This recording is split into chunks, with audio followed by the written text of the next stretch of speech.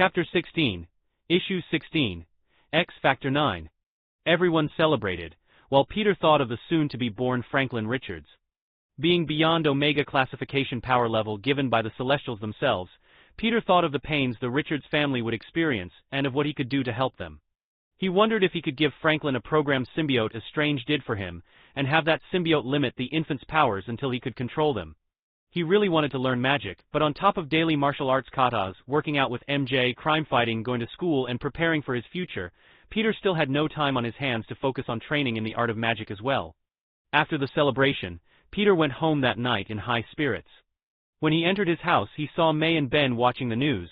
Walking up to them, he spotted JJJ speaking on the news. A recent breakout occurred at the Rikers Island prison where a group of superpowered inmates has escaped. Please be on the lookout for their appearance of these two criminals. Maxwell Dillon, who has the ability to manipulate electricity, his moniker is named Electro, and the second is Alexei Sitsovic, who has superhuman strength and endurance. A snapshot of their mug shots appeared on the screen.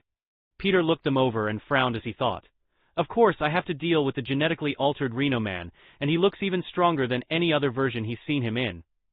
Electro looked like a street punk with a bunch of piercings on his face, and was sticking his tongue out while holding up his middle finger.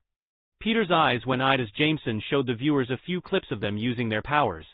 He saw Rhino take a few punches from the Hulk, and even managed to knock him back a couple of times. Electro was completely made of lightning. He looked like a glowing blue version of the Human Torch, and was zapping everything in sight. Jameson continued his report as he said, "If you see these prisoners, then do not engage, do not talk, or even look at them. I implore you to instead run away from them and call the police. This is John Jonah Jameson reporting to live from Channel 4. Stay safe and good night, New York." Peter's fist gripped until his knuckles creaked as he thought, "Okay, now I know my world's villains are a lot stronger than just the Ultimate Universe's bad guys. The one I was born into just shares a lot of similarities with it." Hearing the popping noise from behind them, Ben and May turned around and said, "Peter, you're home." Peter relaxed his hands before he smiled and pulled out a stack of cash with $125,000 rolled together. Peter threw it before Ben caught it and frowned. "Peter, this is your—" Peter interrupted and said, "This is our money, and I still have $150,000 left in my account. Every month I'll receive a check for royalties. It'll go up for a while, then drop before stabilizing. So, I will be getting a lot more.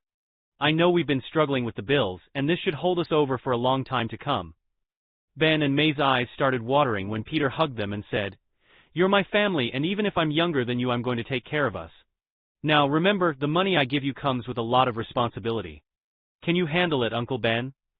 Ben smiled as he said, "With great power comes great responsibility." The trio of Parkers spoke in unison before laughing. Peter then turned towards around and said, "I'm going to be in my lab for the night, got something I'm working on. I already had dinner with MJ and some friends, so don't wait up for me." "Okay, don't stay up too late. It's bad for your health," Aunt May recommended. "I got it, good night you too," Peter said before heading to the cellar. When he was alone, Peter suited and took off towards the city while he began asking Webster, "What changes happened when you absorbed the unstable molecules?" A vast amount of information suddenly entered Peter's mind. "I see, with this I can upgrade you again. If I manage to complete my nanobots, I can rid you of your weakness to sonic attacks." As he swung from building to building, Peter then asked Webster to scan his body. When the new information flooded Peter's head, he took notice of the changes in his body and began experimenting. Peter lifted his hand out, and while focusing his chi into a single point until it burst into flame, Peter grinned as he thought, "Incredible, Webster! You really do act as a conduit for the blank gene inside me, but it seems the gene I took from Johnny is locked in my genetic coding and untransferable. MJ should still be able to gain more powers through the suit, but my gene gives this power to me in its own mutated form. Even without the symbiote, I can still use Johnny's flame power." Although, while he retained the pyrokinesis without the suit, Peter was incapable of using the full flame on form to its greatest capabilities.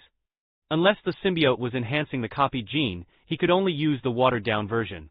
Pulling Webster back to his body, Peter then headed into a manhole before traversing the sewers till he ended up at an old and abandoned subway tunnel. Stealing a bit from the movies, Peter retrofitted a 60-year-old train cart into his personal lab that he built by dumpster diving. He may not have approved how they handled the Amazing Spider-Man films, but he approved of the train lab idea. Peter flipped a switch and turned on the power connected to his electric generator connected to the solar panel's power line. He used it for equipment that needed to stay idle, such as a refrigerator, ventilation, and heating. Once he entered the cart, Peter walked over to his freezer and pulled out Tombstone's blood sample. First, he ran it under a microscope and ran a few comparison tests on his computer. Once he separated and made sure there weren't any dangerous components, Peter had the symbiote scan the blood sample and extract the strengthening formula. As the symbiote deposited the serum into Peter's blank gene, he felt his bones become denser, his organs became more robust, and his skin growing slightly tougher. It was nowhere near Tombstone's level, but now Peter had a slight additional amount of toughness to his body. This requires more study, Peter thought as he turned off all his equipment and started heading back to the surface. After going back home, Peter waited for his guardians to go to bed before he exited outside and jumped onto a nearby lamppost. Pulling out his phone, Peter quickly sent a text to MJ that read, "Did you see the news?" However, the moment he pushed send, MJ's phone rang behind him while she placed her arms around his shoulders and said, "Way ahead of you, Tiger." Peter smiled and gave MJ a kiss on the cheek before saying, "Let's go take down an overgrown rhino and that sparky light bulb guy." The two webbed off. They searched for the streets of New York for hours. When they met up at their rendezvous point, the Chrysler Building, they hung their feet of the eagle ornament and held a map over their lap. After going over the land they've covered, Peter rubbed his head in frustration as he said, "This method is getting us nowhere fast. We really don't have the resources to investigate their personal histories. All I could manage to figure out how the cops arrested him. Electro and the Rhino were brought down by a private investigator's information." Peter slapped himself on the forehead before he pulled out his cell phone and said, "I can't believe I didn't think of this before." Peter and MJ continued to look through dozens of different news articles until they came across one with the title "Alias Investigations" written in bold print. "Jessica Jones, the other J.J. in my life," Peter thought while looking off towards Harlem. "Guess we need the help of a P.I. to solve this one. Plus, we can think of it as a learning experience," MJ stated as she peered over Peter's shoulder. Peter was about web-sling away when the burner phone that he gave Matt Murdock started ringing. Answering, Peter started off the conversation with a joke. "Well, if it isn't my favorite blind lawyer. I have a few parking tickets I was wondering if you could take a look at. You would not believe the cost of parking on walls for too long." "Very funny, Spiderman. You know those ninjas that you warned me of? Well, you told me to call if they ever showed up, and they showed up. Sorry, gotta duck." The sounds of furniture breaking could be heard in the background of Matt's end of the call. Peter palmed his face. "MJ, you go meet up with the P.I. and get the information we need to find the guys who escaped, while I'll go save Matt." MJ looked a little worried about Peter because of the recent event with the negative zone, but after realizing that it was the right move to make, they split up heading towards opposite directions. Peter made his way across the city rather fast, after reaching Hell's Kitchen within a few minutes. He dropped off a building and landed on Matt's house before he crawled inside from the patio window. Foggy, Electra, and Matt were standing lunging around on his torn-up couch while looking rather worn out. Peter then crawled along the surface of the ceiling before he snuck up on them and said, "Okay, can someone tell me what's going on here, or have I interrupted something?" Peter landed on the ground and held his hands out and said with a cocky tone, "Because if I did, I can always come back later." "Whoa. Spider-Man!" Foggy shouted at the top of his lungs while Matt looked relieved, and Electra put up her guard. "Matt, who is he?" Electra questioned as she pulled out her weapons. Matt smirked as held his hand in front of Electra and said, "Foggy, Electra, this is my friend Spider-Man." "You weren't lying that time at the bar, you really know a superhero," Foggy said with wide eyes. Peter looked to Foggy and then back to Matt. Once Matt shook his head left and right, Peter realized that Foggy didn't know about his extracurricular activities. "Hello, Mr. Nelson. I'm a big fan of both yours and Matt's work. Not many honest lawyers left in New York. So, props for that. If I ever get into any legal trouble, I'll be sure to give you guys a call," Peter stated while holding his hand out. Foggy shook Peter's hand with a starstruck expression before he said, "I'm shaking Spider-Man's hand." Retracting his hand, Peter then looked over to Matt and asked, "So what's the problem?" Electra looked to Foggy with a deadly expression. In response, the slightly overweight Foggy shivered in fear before he raised his hands up in defeat and declared, "All right, I'm leaving." Foggy went into the other room and closed the door. After waiting for a bit, Electra shouted, "Get your ear away from the door." Foggy showed a surprised expression as he backed away from the door and sat on the corner of Matt's bed. "How does she do that?" The lawyer questioned as he sighed. Peter looked to Electra and waited for her to explain. However, she wasn't making much of an effort. Peter could tell that she really didn't want to rely on anyone other than Matt. Well, I'm waiting. Look, if you're not going to talk, I'm leaving. I have other issues besides saving you guys from, well, whatever this is. Peter declared as he pointed to the sword cuts and ninja stars everywhere. Instead of giving him a straight answer, Electra lunged at him with her sais, aiming for his throat. Peter didn't even feel his spider sense tingle, as he grabbed her arm and stopped Electra in her tracks. She smirked as if he had somehow fallen into a trap. Throwing her legs around his arms, she tried to take Peter down with an armbar throw, but she found that she couldn't move him at all. While she was suspended in the air and being held up by Spider-Man's arm strength alone, Peter waved it with a single whipping motion, forcing Electra to flip back through the air. Once she landed, Electra attempted to charge Peter again when she suddenly found out that she couldn't move from her current position. Quickly looking down, Electra discovered that her feet were webbed to the apartment floor. Peter withdrew his symbiote's webbing and pointed his finger towards her head before he pushed her back onto the couch. Peter then lowered the tone of his voice, webbing her feet back up as he said, "Okay, now that you've played your little game, how about you explain what's going on? Why not start with who the hell you are?" "Fine." Electra grumbled as she used her sais to cut Peter's webbing. Peter was surprised to find out how different Electra's life was compared to the material he read about or watched in his previous life. The first major difference he noticed from her tales was that she always had a desire to learn martial arts way before she made her first kill, which was almost a group of rapists and murderers bragging about their latest victims. When they cornered her and she was about to retaliate, she was stopped before she could snap the neck of the first guy that tried to touch her. Fury lucked into the situation and stopped Electra before she started snapping necks. To keep her hands clean, Fury shot them himself. After introducing himself, Fury then went on to offer Electra a job as his personal SHIELD agent. Since she failed the mission given to her by Stick, the only other option was to return and be beaten to an inch of her life. Needless to say, she agreed. Thanks to her new job, Electra's father had SHIELD protecting him from the shadows, and as a result, he wasn't killed by Bullseye. Her father wasn't killed early on in her life either, so she wasn't adopted by Stick and raised as an assassin.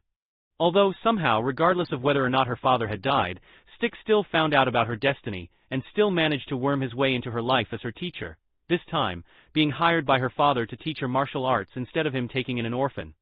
Peter looked a little excited as he thought, "This really is a new universe. I can't wait to discover more." My most recent job involved infiltrating a group known as the Hand. I tracked them to this city and decided to see an old friend, Electra said before she looked to Matt as if asking for permission to speak about something. Matt nodded that it was okay and then backed Peter before saying, "Matt or Daredevil and I were attacked by the Hand's members. We fought them off, but for some reason they don't die." Peter then said, "So what, you're fighting zombies ninjas? Didn't you warn me about ninjas?" Matt said with a look of disbelief. "Yeah, because my spidey sense led me to say it. Look, sometimes I get flashes of future events. All I saw was you being attacked by ninjas." Peter explained, and to fool the human lie detector, Peter had his symbiote control his heartbeat. "Neat power," Matt said with a slightly impressed expression.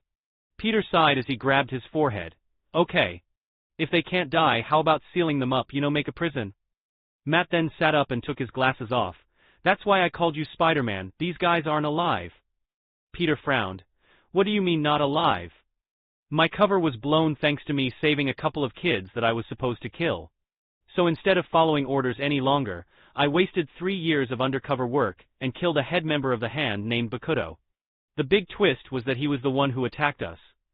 Peter groaned. "I really don't need this tonight. All right, what did SHIELD say?" Electra looked down and said, "I can't get a hold of them anymore. I quit after killing Bakuto."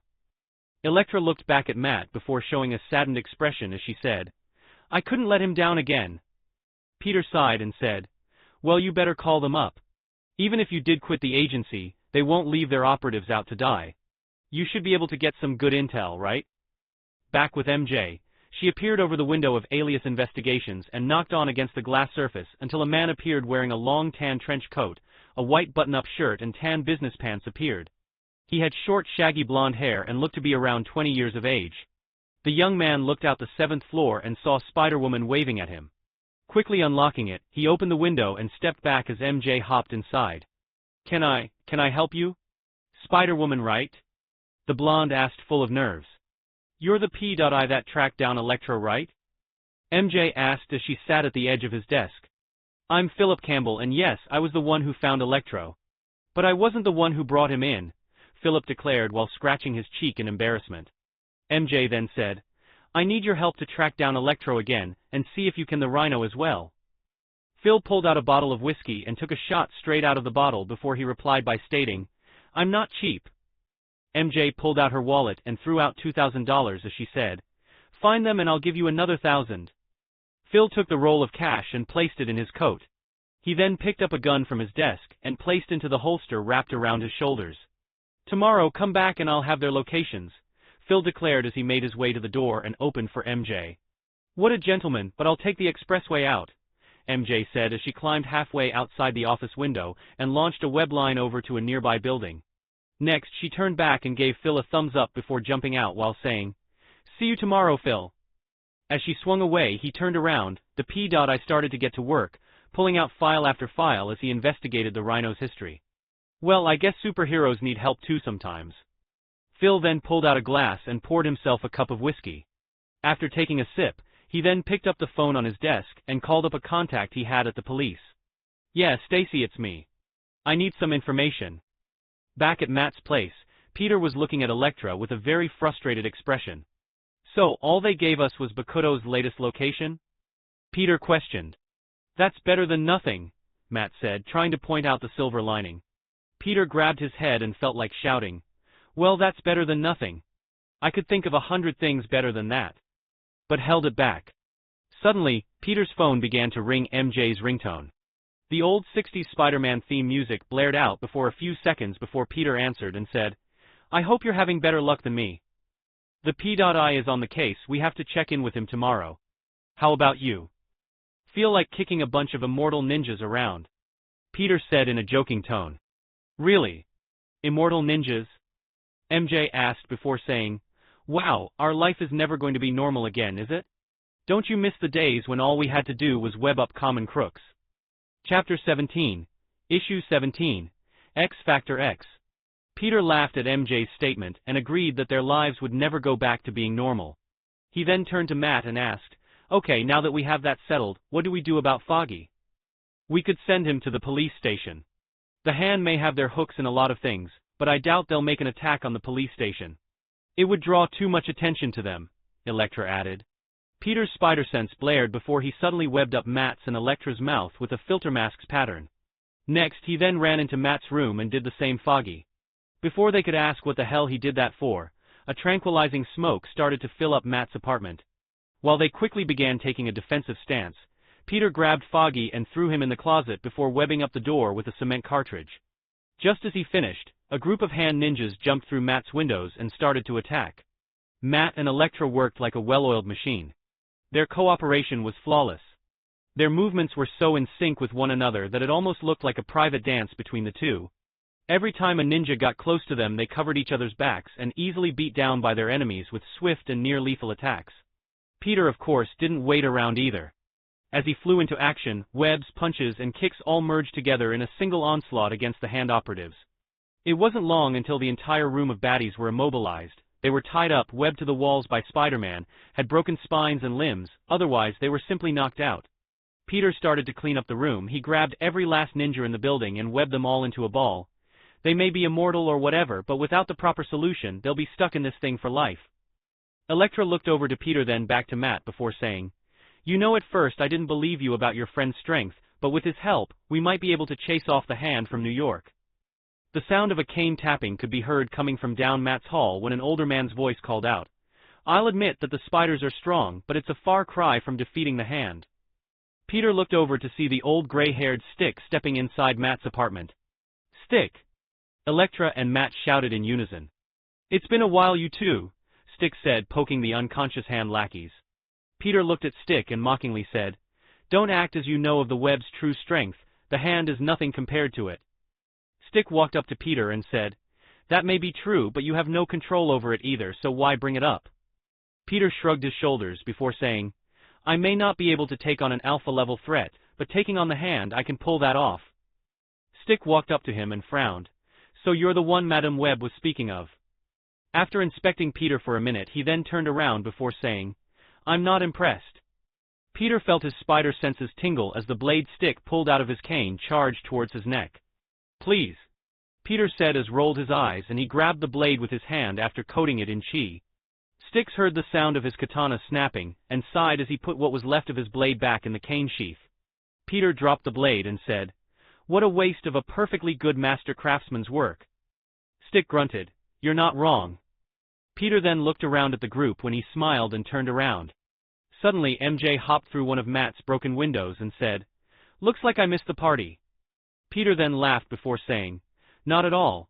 In fact, you're just in time. We were about head over and kick some hand ninja ass. That's a mouthful, so are we kicking their hands or their butts?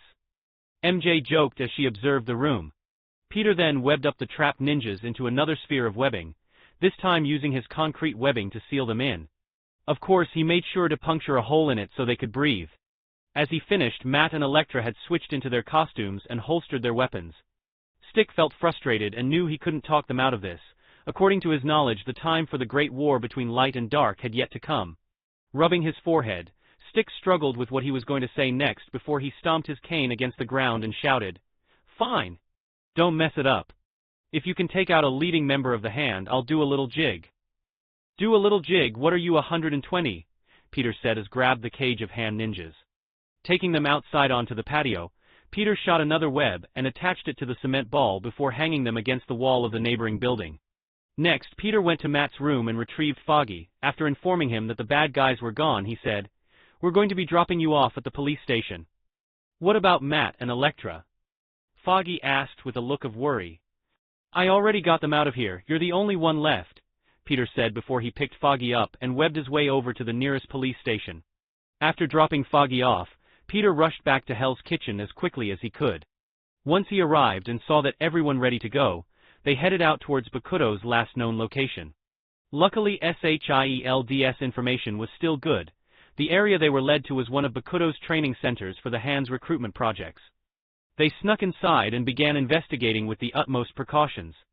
During their search, Peter discovered a fully stocked facility, but there was no one else around. As they went from room to room, besides the absence of people, they found nothing that stuck out from the ordinary. The building was completely abandoned. Peter was about to give up and have Elektra try to contact SHIELD again when he heard the sound of swords clashing in the distance. Peter and the rest dashed towards the noise before arriving outside in the courtyard. There they all saw a much younger Colleen Wing fighting against her old master, and judging from her looks, she appeared to be around the same age as the spider heroes. Peter was about to jump in and start causing mayhem, but before he could interfere, a man wearing a green martial arts GI appeared wearing a long yellow belt around his waist, black-colored chest-piece body armor that covered up his entire torso with a single image of Sholau the immortal dragon imprinted on the chest piece. Around his arms were black armored gauntlets, and around his legs were long knee-high boots that looked both flexible and durable. Lastly, the top half of his head was covered in his signature yellow headband mask combo. Peter was surprised to discover that Armor Iron Fist was made from his hard glue armor, which Tony patented it as silk armor. Peter was also overwhelmed by Danny's current age. Just like Colleen, he was around the same age as him, at least a teenager. Peter and the rest moved in and started to remove Bakuto's henchmen with ease. Danny, who seemed to have mastered his basic training with the Iron Fist, was actively and completely controlling his chi without problems, not like the Netflix version who couldn't get it up. D/P, ooh. Damn. Netflix and the shitty actor they got to play him should be feeling that one from here. A/N. Get out of my head, Deadpool. Iron Fist looked over to Spider-Man as he punched a bad guy's lights out, and smiled. Thank you for your help, man of the spiders. Although your assistance is not needed, it is, however, most appreciated. Peter yelled in his mind. Freaking sweet, this Danny took after the one he admired the most, the highly polite and philosophical Zen master. The reasoning Peter liked Iron Fist was because of his persona. He always tried to apply his Zen logic to the situations at hand, as a real Zen master should, not just reading off some fortune cookie BS like the Netflix Danny Rand. Seriously, what in the actual hell were the writers thinking? Did they even read the source material or read up in the mythology of Chi to better improve his powers? Nope, they stuck him with some twig with almost no muscle mass and gave him the Chi form of erectile dysfunction. Peter thought as he smiled and tossed a henchman into a group of foes. It's Spider-Boy! One of the hand ninjas shouted. Peter kicked that guy in the face as he said, "It's Spider-Man. Spider-Man. You got that name wrong and forgot the hyphen." MJ chuckled and said, "How do you forget the hyphen when saying it?" As she punched a ninja in the gut and sent him flying backward. "Easy, there's a subtle pause," Peter declared as he tripped a ninja with a low kick. "Is this banter normal for you too?" Electra asked as she dispatched a few ninjas with limb-breaking holds. "I don't think we'd be spider people without it," Peter replied as Matt knocked out a few ninjas beside him. As they beat down the enemies in front of them, they raised quite a racket, and thanks to the noise they were making, the rest environment became aware of their existence. As more of the hand operatives charged towards them, it took the pressure off of Colleen. "Wow. I still can't believe we're fighting ninjas. You guys know it isn't Halloween yet. But I'm a nice girl, I don't have candy, but I can give you a knuckle sandwich," MJ shouted as she pummeled dozens of hand operatives into submission. Electra and Matt were making a beeline towards Bakuto and taking down every ninja that blocked their paths. When Peter saw Bakuto getting ready to flee, he jumped onto the side of the building and used his symbiote webbing to chase after. Bakuto pulled out his sword and a glow of purple energy surrounded the blade. He tried to chop at the web, but to his horror and surprise, as soon as the web line touched his blade, the webbing absorbed his chi before spiraling down the katana and wrapped him up like a cocoon. With a strong pulling motion, Peter lifted and slammed Bakuto against the wall before he webbed him to it. With a quick jumping motion, Peter rushed back the fight, taking out another squadron of hand ninja. After everything settled down, the group of heroes gathered around Bakuto while Iron Fist suddenly jumped in front of the confused Colleen and began restraining her. "Let me go, Danny. This bastard. How many children did he make me send to their graves? How many of my students did you sacrifice for your sadistic resurrection ritual?" Colleen shouted out in fury. As everyone heard this, they felt a deep shock. They then looked to Bakuto in anger as he said, "They gave their lives for a greater cause. The strongest moved on while the rest became parts for the children to use in future. Even you, Colleen, would have been given the right to resurrect as you were my direct disciple." Peter webbed his mouth shut, stopping his crazed speech before he turned to the party and said, "Sorry, I can't stand the smell of shit spewing from his mouth." Peter then looked to Colleen and placed his hand on her shoulder before he said, "I don't know what it is you've done, but based on what I heard, you had no idea what they were doing behind your back. If you want to make right what you've done, then save as many lives as you lost.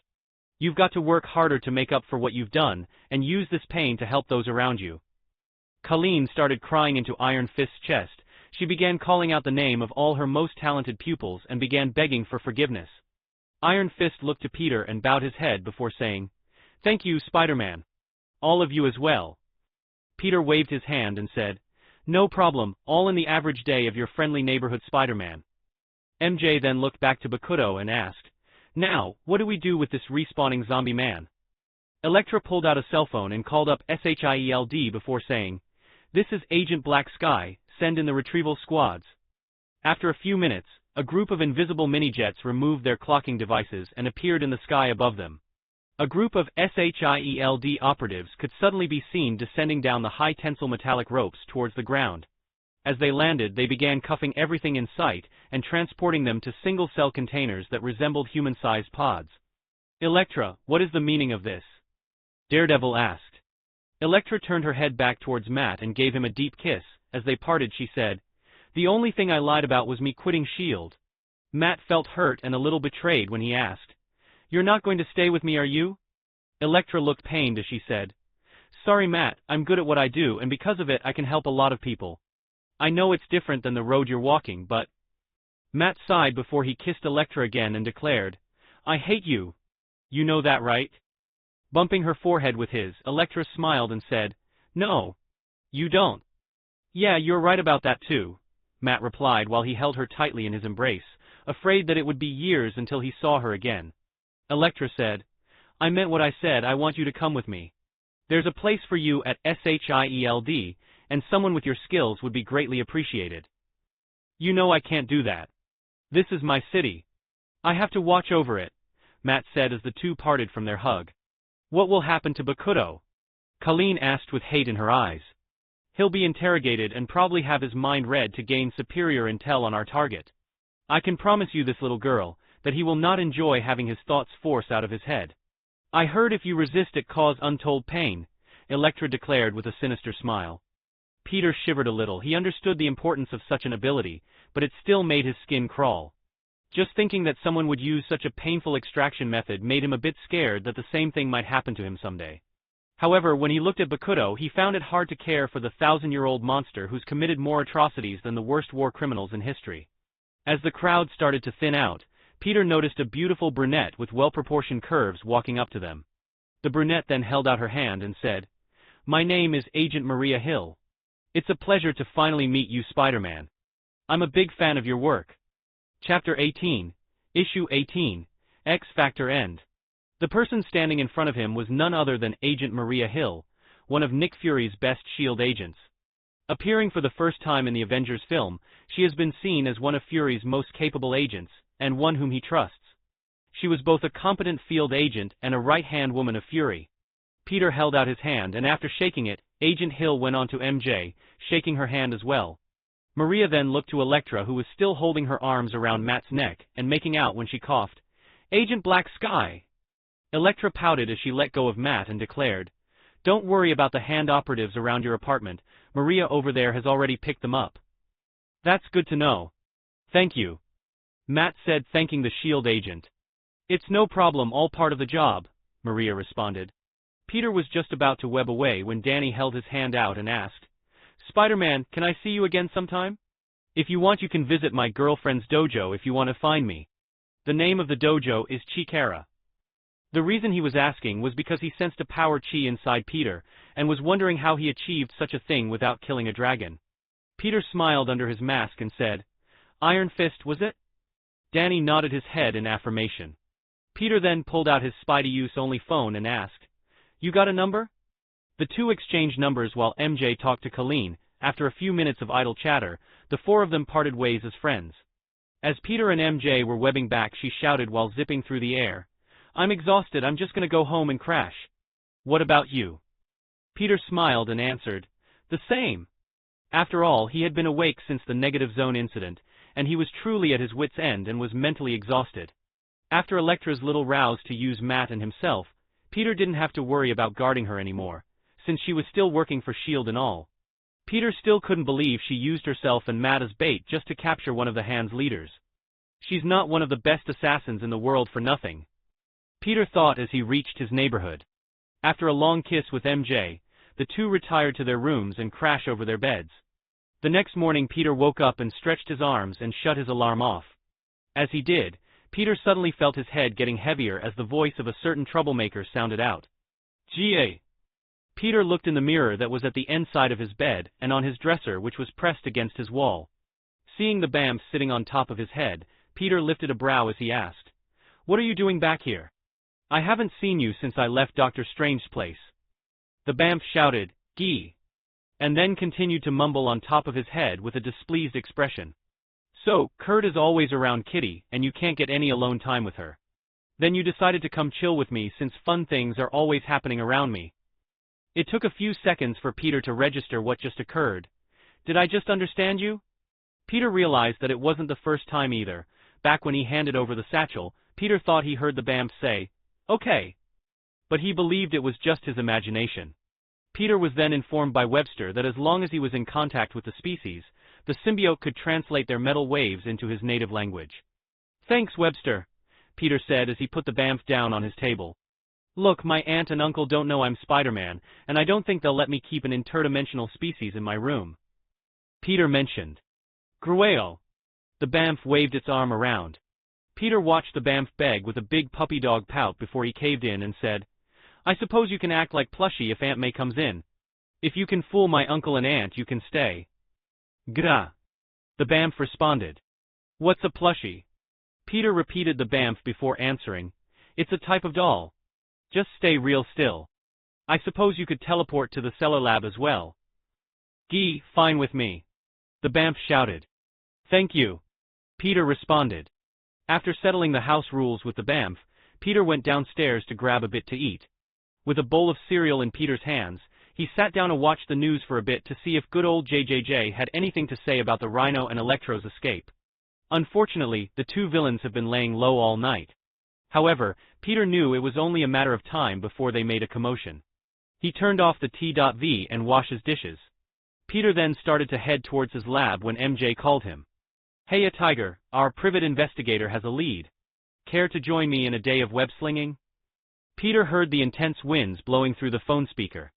He then smiled and answered her question with another question. "Are you where I think you are? I'm already waiting for you there. I'm telling you, the reception is crystal clear up here." MJ laughed out. Peter grabbed his jacket off the coat rack near the door and shouted, "I'm going out on a date with Mary Jane. I'll check in every now and then to let you know we're okay." Peter then ran out of the house and ducked into an alleyway before webbing out the other side in full costume. After a few minutes of slinging across the city, Peter felt the moment when everything around him faded away and only he and the wind rushing by him existed. He zipped through the rooftops and jumped over entire buildings with incredible acrobatic prowess, and as he reached the Empire State Building, Peter saw his girlfriend waving at him from the top of the spire. "About time!" MJ shouted at Peter as he ran up the wall. After reaching the top, Peter ran down the thin pole and yanked MJ into the air as they both jumped off.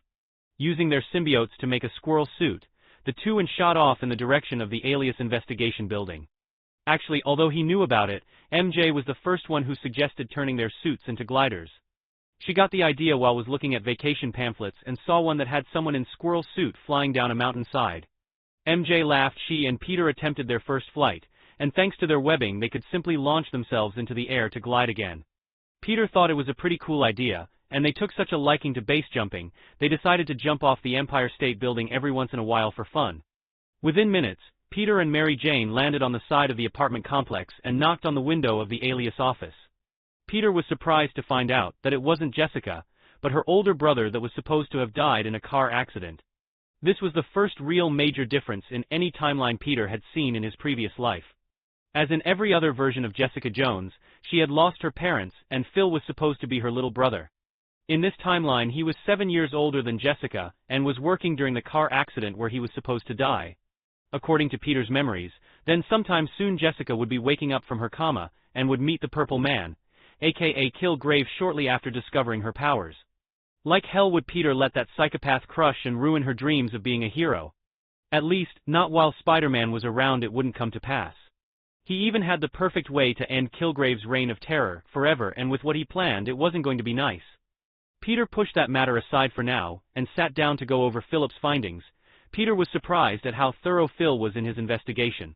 He not only managed to find Rhino and Electro's girlfriend, he even found out where they had a high chance of showing up. Targets based on their personality traits were outlined in red. A bank that had electrical locks rather than old-fashioned steel. As for Rhino, he liked to knock over cash transporters and was a creature of habit. So he would likely target supply lines that he had stolen from in the past. Peter paid the man by leaving $1,000 under the near-empty bottle of whiskey, and thanked him for his services with a note. They then webbed off towards an old Russian mob holdout. When the two superheroes arrived at an abandoned apartment complex that was shut down due to a drug bust, they stood across from the building, and took notice of the worn-down condition it was in. It had been empty for years and was awaiting demolition. However, with how lazy City Hall was, it would take years more for them to get the job done. Pretty ingenious actually. Who in their right minds would make a hideaway in a building that's scheduled to be blown up? MJ said, crawling on the ceiling of the building's top floor. It's a hideaway that only has to change locations once demolition begins. All they have to do is relocate to another building under the same circumstances. That Phil is a good detective. Maybe I should ask him to teach me a thing or two, Peter said as he crawled behind her. They explored most of the building's structure when they discovered a hidden room, or more precisely a sealed-off room. Peter noticed that the dimensions of the floor were different than what they should be, and that a room should be where a wall was. Entering the room beside it, the Spider Heroes started searching everywhere. Peter covered the bathroom, the kitchen, and the living room, while MJ checked the bedrooms and bathrooms. Suddenly, Mary Jane managed to find something in the bedroom closet as she whispered loudly, "Peter! I found a hidden hatch." Thanks to MJ's efforts, she found an additional room that had a descending and winding staircase that was big enough for a hippo to make their way down. "Are these I-beams?" MJ questioned as she looked at the stairs. "It would have to be to hold up the Rhino," Peter answered as they made their way down the staircase and ended up in a buried and long-forgotten subway tunnel. Taking a few steps into the soft soil, the two Spider Heroes easily spotted Rhino's Bigfoot impression trailing down a long and winding tunnel. They continued to follow the rhino's footprints until they traversed their way to a large train track cross-section that served as the old train's maintenance tunnel. There, Peter and Mary saw the rhino bench pressing a train car up and down like a weightlifting bar. Peter shook his hand to MJ and the two got into position. They crawled to the opposite side of the rhino and were ready to pounce. Without any warning, the two spider heroes webbed up the rhino's arms and pulled them out. A loud clang rang out as the train cart fell on his face and sent up a plume of dust around him. Unfortunately, he was still conscious. Their spider sense tingled like crazy as the rhino roared and tore apart the train with his bare hands, sending debris flying everywhere in the process. The spider couple dodged with ease and webbed away a few chunks of steel that came close to hitting them before landing safely a few feet away. "Who the hell has the nerve to come after the rhino?" Rhino screamed out when Peter suddenly webbed his mouth shut and said, "I did, you gray hippopotamus." The rhino had no idea who the funny kid in the costume was, but before he could retaliate, MJ appeared behind him and hit him directly in the back with a chi-covered slap. Crimson-red chi blew up in a flash of bright light and forced the rhino to fall forward. Peter followed up her attack with a powerful spring kick to the villain's chin, sending the rhino flying back into the wrecked train. The rhino yelled like a maniac as he blindly charged out again. Peter couldn't risk him bringing down the tunnel, so he began rapidly webbing the rhino arms, back and legs and slammed his feet into the ground, trying to stop him from trading about and damaging the tunnel's support pillars. MJ launched a series of impact webbing to build up a large blob of webbing that surrounded the support beams while Peter continued to shoot webbing around his legs, arms and torso. MJ joined in and helped Peter turn the rhino into a silk cocoon. Then, pulling back with all their strength, the two spider heroes stomped on his face with a flying stomp kick. Blood spewed out from the rhino's broken nose as their spider senses tingled. The rhino suddenly grabbed their legs and slammed them into the ground a few dozen times. A surge of pain swept throughout their backs, but the two fought through it. They shouted back at the rhino as they webbed up his eyes and began repeatedly punching him in the face with chi-infused fists until the giant oaf collapsed. Peter and MJ stood over his body and were both panting heavily. Although they had healed from the damage, their backs were still broken several times during his last assault and caused them both a lot of pain. Peter stood over him thinking of how he was going to deal with the rhino, when suddenly he had an idea.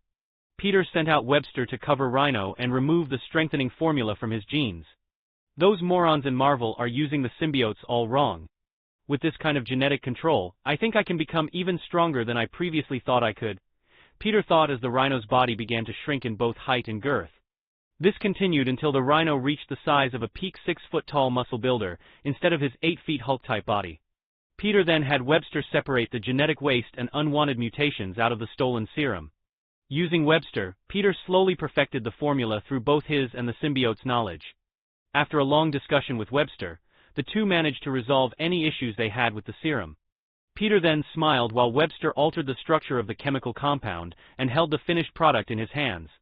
A red pool of strengthening serum the size of a small ball hovered over the hand of Peter's symbiote, as he then split it into two and transferred the other half to MJ. MJ was surprised as her symbiote absorbed the serum and started to enhance her spider gene's strengths. She didn't grow in muscle mass, but rather, she felt a change in the composition of her muscles. He couldn't give her mutations like he got, but serums on the other hand could be shared. The words Peter spoke to her before drifted into Mary's thoughts. If her muscles used to be gold, now they're diamond. Peter felt the same change in his body, and was surprised that it strengthened his spider gene as it did. The only explanation for that is that the serum strengthening effect replaced that particular section in their spider genes. The formula has to be close to the original spider formula for this to happen. Peter pondered as he looked over to MJ and continued his train of thought. Meaning Osborn or some other company must be trying to recreate it. First Tombstone and now this, I should try and find out where this stuff is coming from. Peter started to wonder if he could do this to mutants and cosmic mutations as he asked, "Can I completely remove and steal the mutant gene from other people?" "No, sorry Peter, but I can only take away powers from mutates, not mutants. At most I can sap or seal their power for a while, but eventually they will recover. People like Rhino who relied on a super enhancement method using chemicals are different. With mutates like them, I can completely remove the drug from their bloodstream and return them to their previous forms," Webster answered. "Oh, this is good news," Peter accidentally said aloud. Seeing MJ lift a brow, he turned to her and scratched his head before saying, "Sorry, I was talking to Webster just now. How do you feel?" MJ gripped her fist and answered with a smile, "Strong, really strong. But, what was it that you did? Peter laughed before he explained how the Rhino got his powers. He told her how he removed the impurities and the unwanted side effects such as massive physical growth in weight and muscle mass. Okay, but why did you do it? MJ asked again. Why not? Peter said as he patted the Rhino's head before continuing his monologue. It was the best way to return him to being a normal human.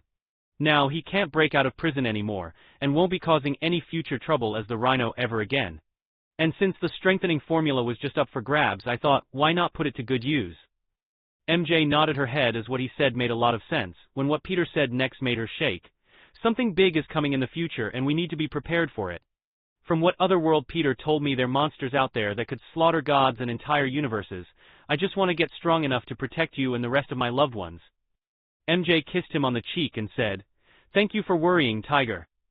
Peter smiled back and they proceeded to carry the webbed-up Rhino across N.Y. before leaving him on the NYPD's front steps with a note saying, This is what the Rhino looks like after having his horns pulled out by your friendly neighborhood Spidey couple. Feel free to do a DNA analysis to confirm his identity as Alexei Sitsovic. Now off to stake out the lightbulb's girlfriend, Peter shouted as they webbed off towards their next location. Chapter 19, Issue 19, Avengers Initiative Part 1. The two landed on top of a rooftop sitting across from the house of Electro's girlfriend. Peter thought it would be a long stakeout, and as it turned out he was right. To pass the time, Peter bought a blanket, some food and their favorite sodas. While observing the girlfriend's house, the two shared a romantic dinner while waiting for their bad guy to show up. Who knew a stakeout could be so fun? MJ said as she took a bite of her sandwich. Peter laughed and replied by saying, Actually I thought, why make it boring? After all, we have each other to keep company. Peter was so glad that he wasn't sitting here and stalking Electro's girlfriend all by his lonesome. Having MJ here was really making the time fly, and the two really enjoyed their idle chatter. However, the spider couple didn't manage to catch Electro this day. Both Peter and MJ stayed until almost 12 p.m., just to make sure he didn't show up and the guy still didn't appear. Realizing he wouldn't come out today, Peter took out a camera phone and webbed it to the wall across from the girlfriend's windows. They webbed home and went bed, eager to try again the next day. The next morning, Peter checked around 8 hours of footage and saw nothing out of the ordinary. The spider heroes met up at their stakeout point and did observe the girlfriend's house for almost an entire week. When one night, while they were making out on the opposing building, MJ saw Electro's girlfriend sneaking out of her apartment.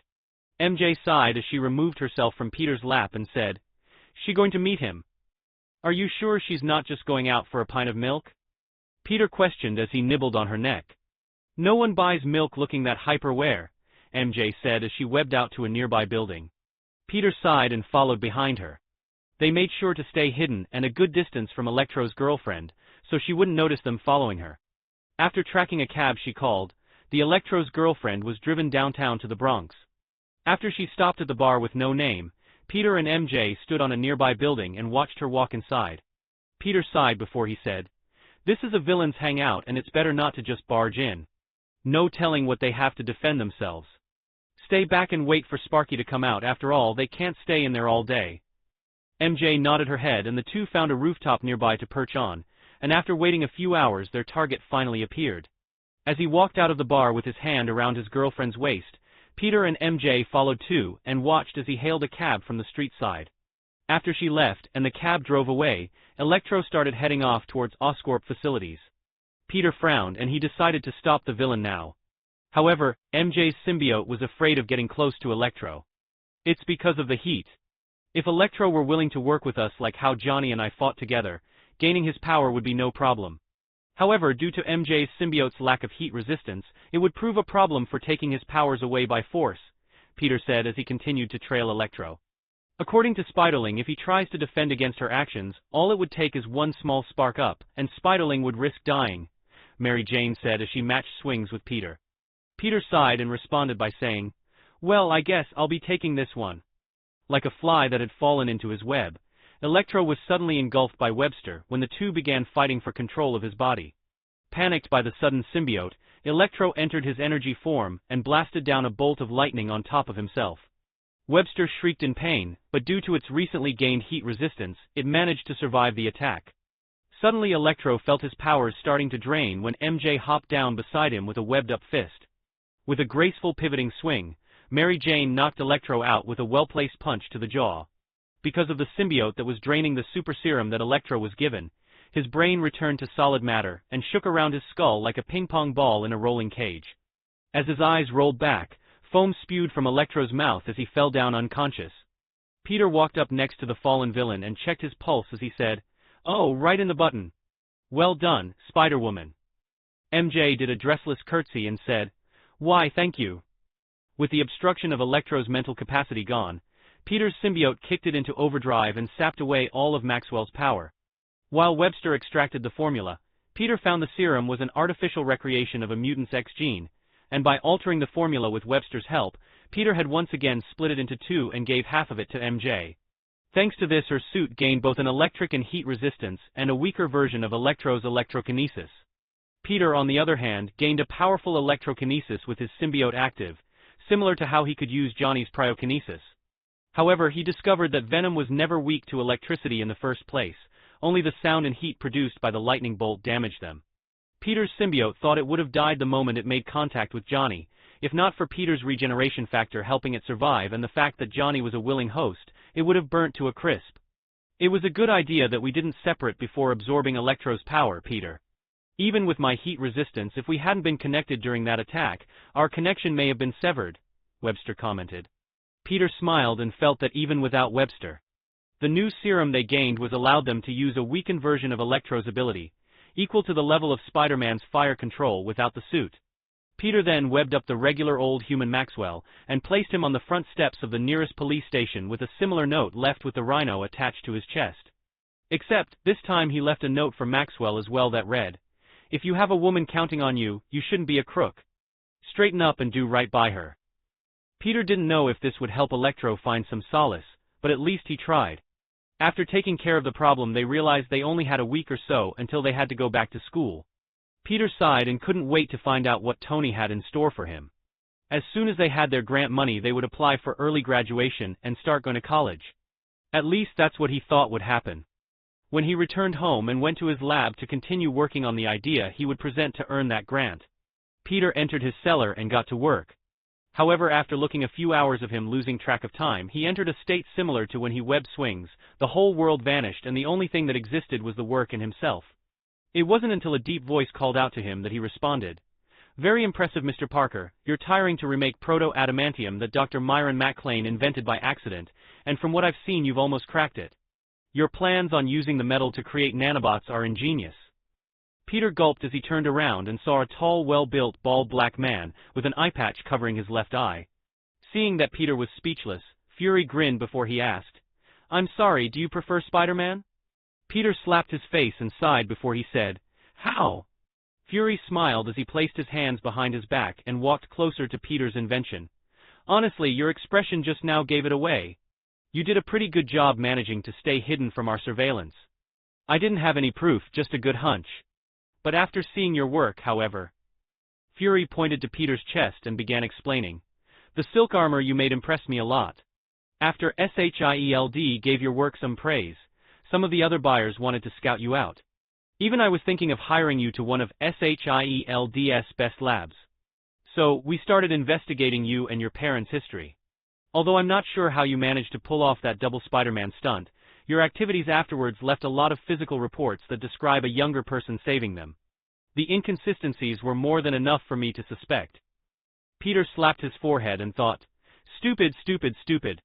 I just gave my identity again. This shit ends here, today. Gonna have to be extra careful in the future. From now on the new motto is, deny, deny, deny." Fury looked to him and found the way Peter punished himself funny before saying, "Kid, you got a lot of skill and even some good training.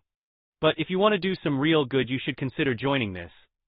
Fury threw out a folder with the words Avengers Initiative. Peter lifted his eyebrow as he saw the original roster: Iron Man, Hulk, Captain America, Hawkeye, Black Widow, and one that wasn't there before, Scarlet Witch. Independent yet allies with SHIELD, Autonomous Action Unit against worst-case scenarios. Peter was mumbling out parts of the contract and thought, "No wonder Tony agreed. There really aren't any hidden strings in this at all," Peter declared. Peter then looked up at Fury's one good eye and said, "Okay, but I guess you will be assigning someone to Mary Jane and myself. So what comes next, training?" Fury nodded his head and said, "Training." Peter sighed before thinking, "I'm not really getting a choice here, am I?" "You have a choice, kid." Fury grinned as he peered into Peter's eyes. "Stop reading my mind. That stuff is personal." Peter shot back in jest. Fury responded with a simple tone as he said, "I think you have a great choice, that's why I brought this contract to you. This way you can get the training you need. So you can keep an eye on us." Peter finished his sentence before asking, "Tell me, Fury, did you put cameras in my house?" "No, not yet. Like I said before, I'd like to take a different approach first," Fury answered. Peter rubbed his temples in frustration and sighed before saying, "Okay, but I have some conditions of my own." Fury lifted a brow when he asked, "Such as?" "I'm going on vacation in a week, and I also have my studies to attend to. Not to mention fighting crime as Spider-Man, but all my weekends and vacation time is for me, my family, and my friends. No calling me with work, no training, no build something for me, and no bothering me with world-ending scenarios during my off time. I already have a busy enough life living as Spidey right now, so try not to interfere with my life too much. Okay. Also, no cameras in my house. Ever. And Fury, I get what you're all about, but I'm no killer, at least I won't kill humans and kindred spirits, but if some evil overlord and robotic alien species wages war on this world or its people, you can count on me to fight." Fury grinned. "I can agree to that, but you two better get ready for school. Something tells me you're going to like what we have in store for Midtown High." Peter furrowed his brow and shrugged his shoulders as Fury explained what his duties would be as an Avenger. After a few minutes passed, Peter looked to Fury with a pensive expression and said, "I get it, if it's for teaching us how to be good spies, but I don't know if you have anyone strong enough to teach me anything combat-related." Fury grinned. "Not even if it's Steve Rogers himself?" Peter breathed out a breath of fresh air and thought, "Good, he knows I have spider powers but doesn't know the extent of my abilities. Maybe if you add the Hulk to the fight." Peter also thought of Thor, but he hadn't joined the Avengers yet. Fury smirked and said, "Kid, trust me, Steve is even stronger than he used to be during the war." Peter looked up and said, "Oh, I wonder how much stronger." Fury then pulled out a card and handed it off to Peter before saying, "Add this to your contacts, you'll receive a place and a location to go for training." Peter looked down at the card and then back up to see Fury had vanished. "Cloaking tech, maybe?" Peter thought as he scratched his head. "I wonder if he's going to ask MJ next. What's her response going to be? I should just ask," Peter mumbled to himself. Just as he was about to give her the heads up, Peter looked at his phone and realized that she texted him. "Avengers Initiative? E.N." Peter's eyes widened and he sent back a text. "Is a tall black guy with an eye patch there?" MJ sent back another lightning-fast text. "No, it's Natalie Rushman, Tony's secretary." Peter wiped his forehead and thought, "Good," was beginning to think Fury wasn't human or had clones or something along those lines. He texted back, "What do you want to do?" MJ wrote back, "Sounds fun, the contract seems legit too. If you're in, I'm in." Peter laughed before texting, "Then I guess we're in." He then wrote her the same list of demands he gave to Fury, and told her she should try to get something that she likes out of it. After MJ agreed, she texted, "How did she vanish like that? Is Batman her teacher?" Peter laughed and sent back, "You know, I thought the same thing." After the two went to sleep, the next morning they received their first text from Fury. They were to meet up at an abandoned parking structure that was for government employees only. Suiting up and web-slinging out, the two spider heroes made their way across N.Y, and once they got there, they realized that it was actually an underground base for one of SHIELD's hidden bases. They entered the elevator as instructed and pressed the buttons in the order described in the text. 744353, it spells shield. "Not very original," Peter commented as the elevator began moving. "I think it's kind of funny," MJ said as they watched the elevator floor indicator drop below the lowest basement floor. The elevator continued to descend a total of 50 floors below the ground surface and opened up into a rather large facility. Peter and MJ stepped out of the elevator and looked around in amazement. The underground facility was rather spacious, with high ceilings and metallic walls so clean you could eat off of them. Scientists walked back and forwards carrying technology and discussing rather advanced theories. Armed agents walked around patrolling or goofing off on their breaks. While they gawked, a few SHIELD agents could be seen staring at them while talking softly to one another. As one would expect, it didn't take long for word to spread that two superheroes had arrived at their base.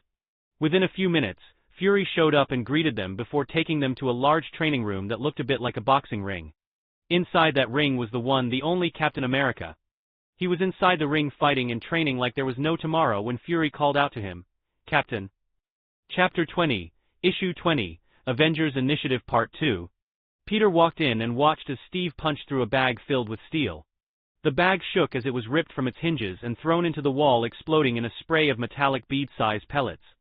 Peter nodded his head as he thought to himself, "He does look a lot stronger than Steve from any incarnation I've seen before. Although he still has the looks of the MCU's Captain America." Steve turned around and looked at Fury before he asked, "What, another mission?"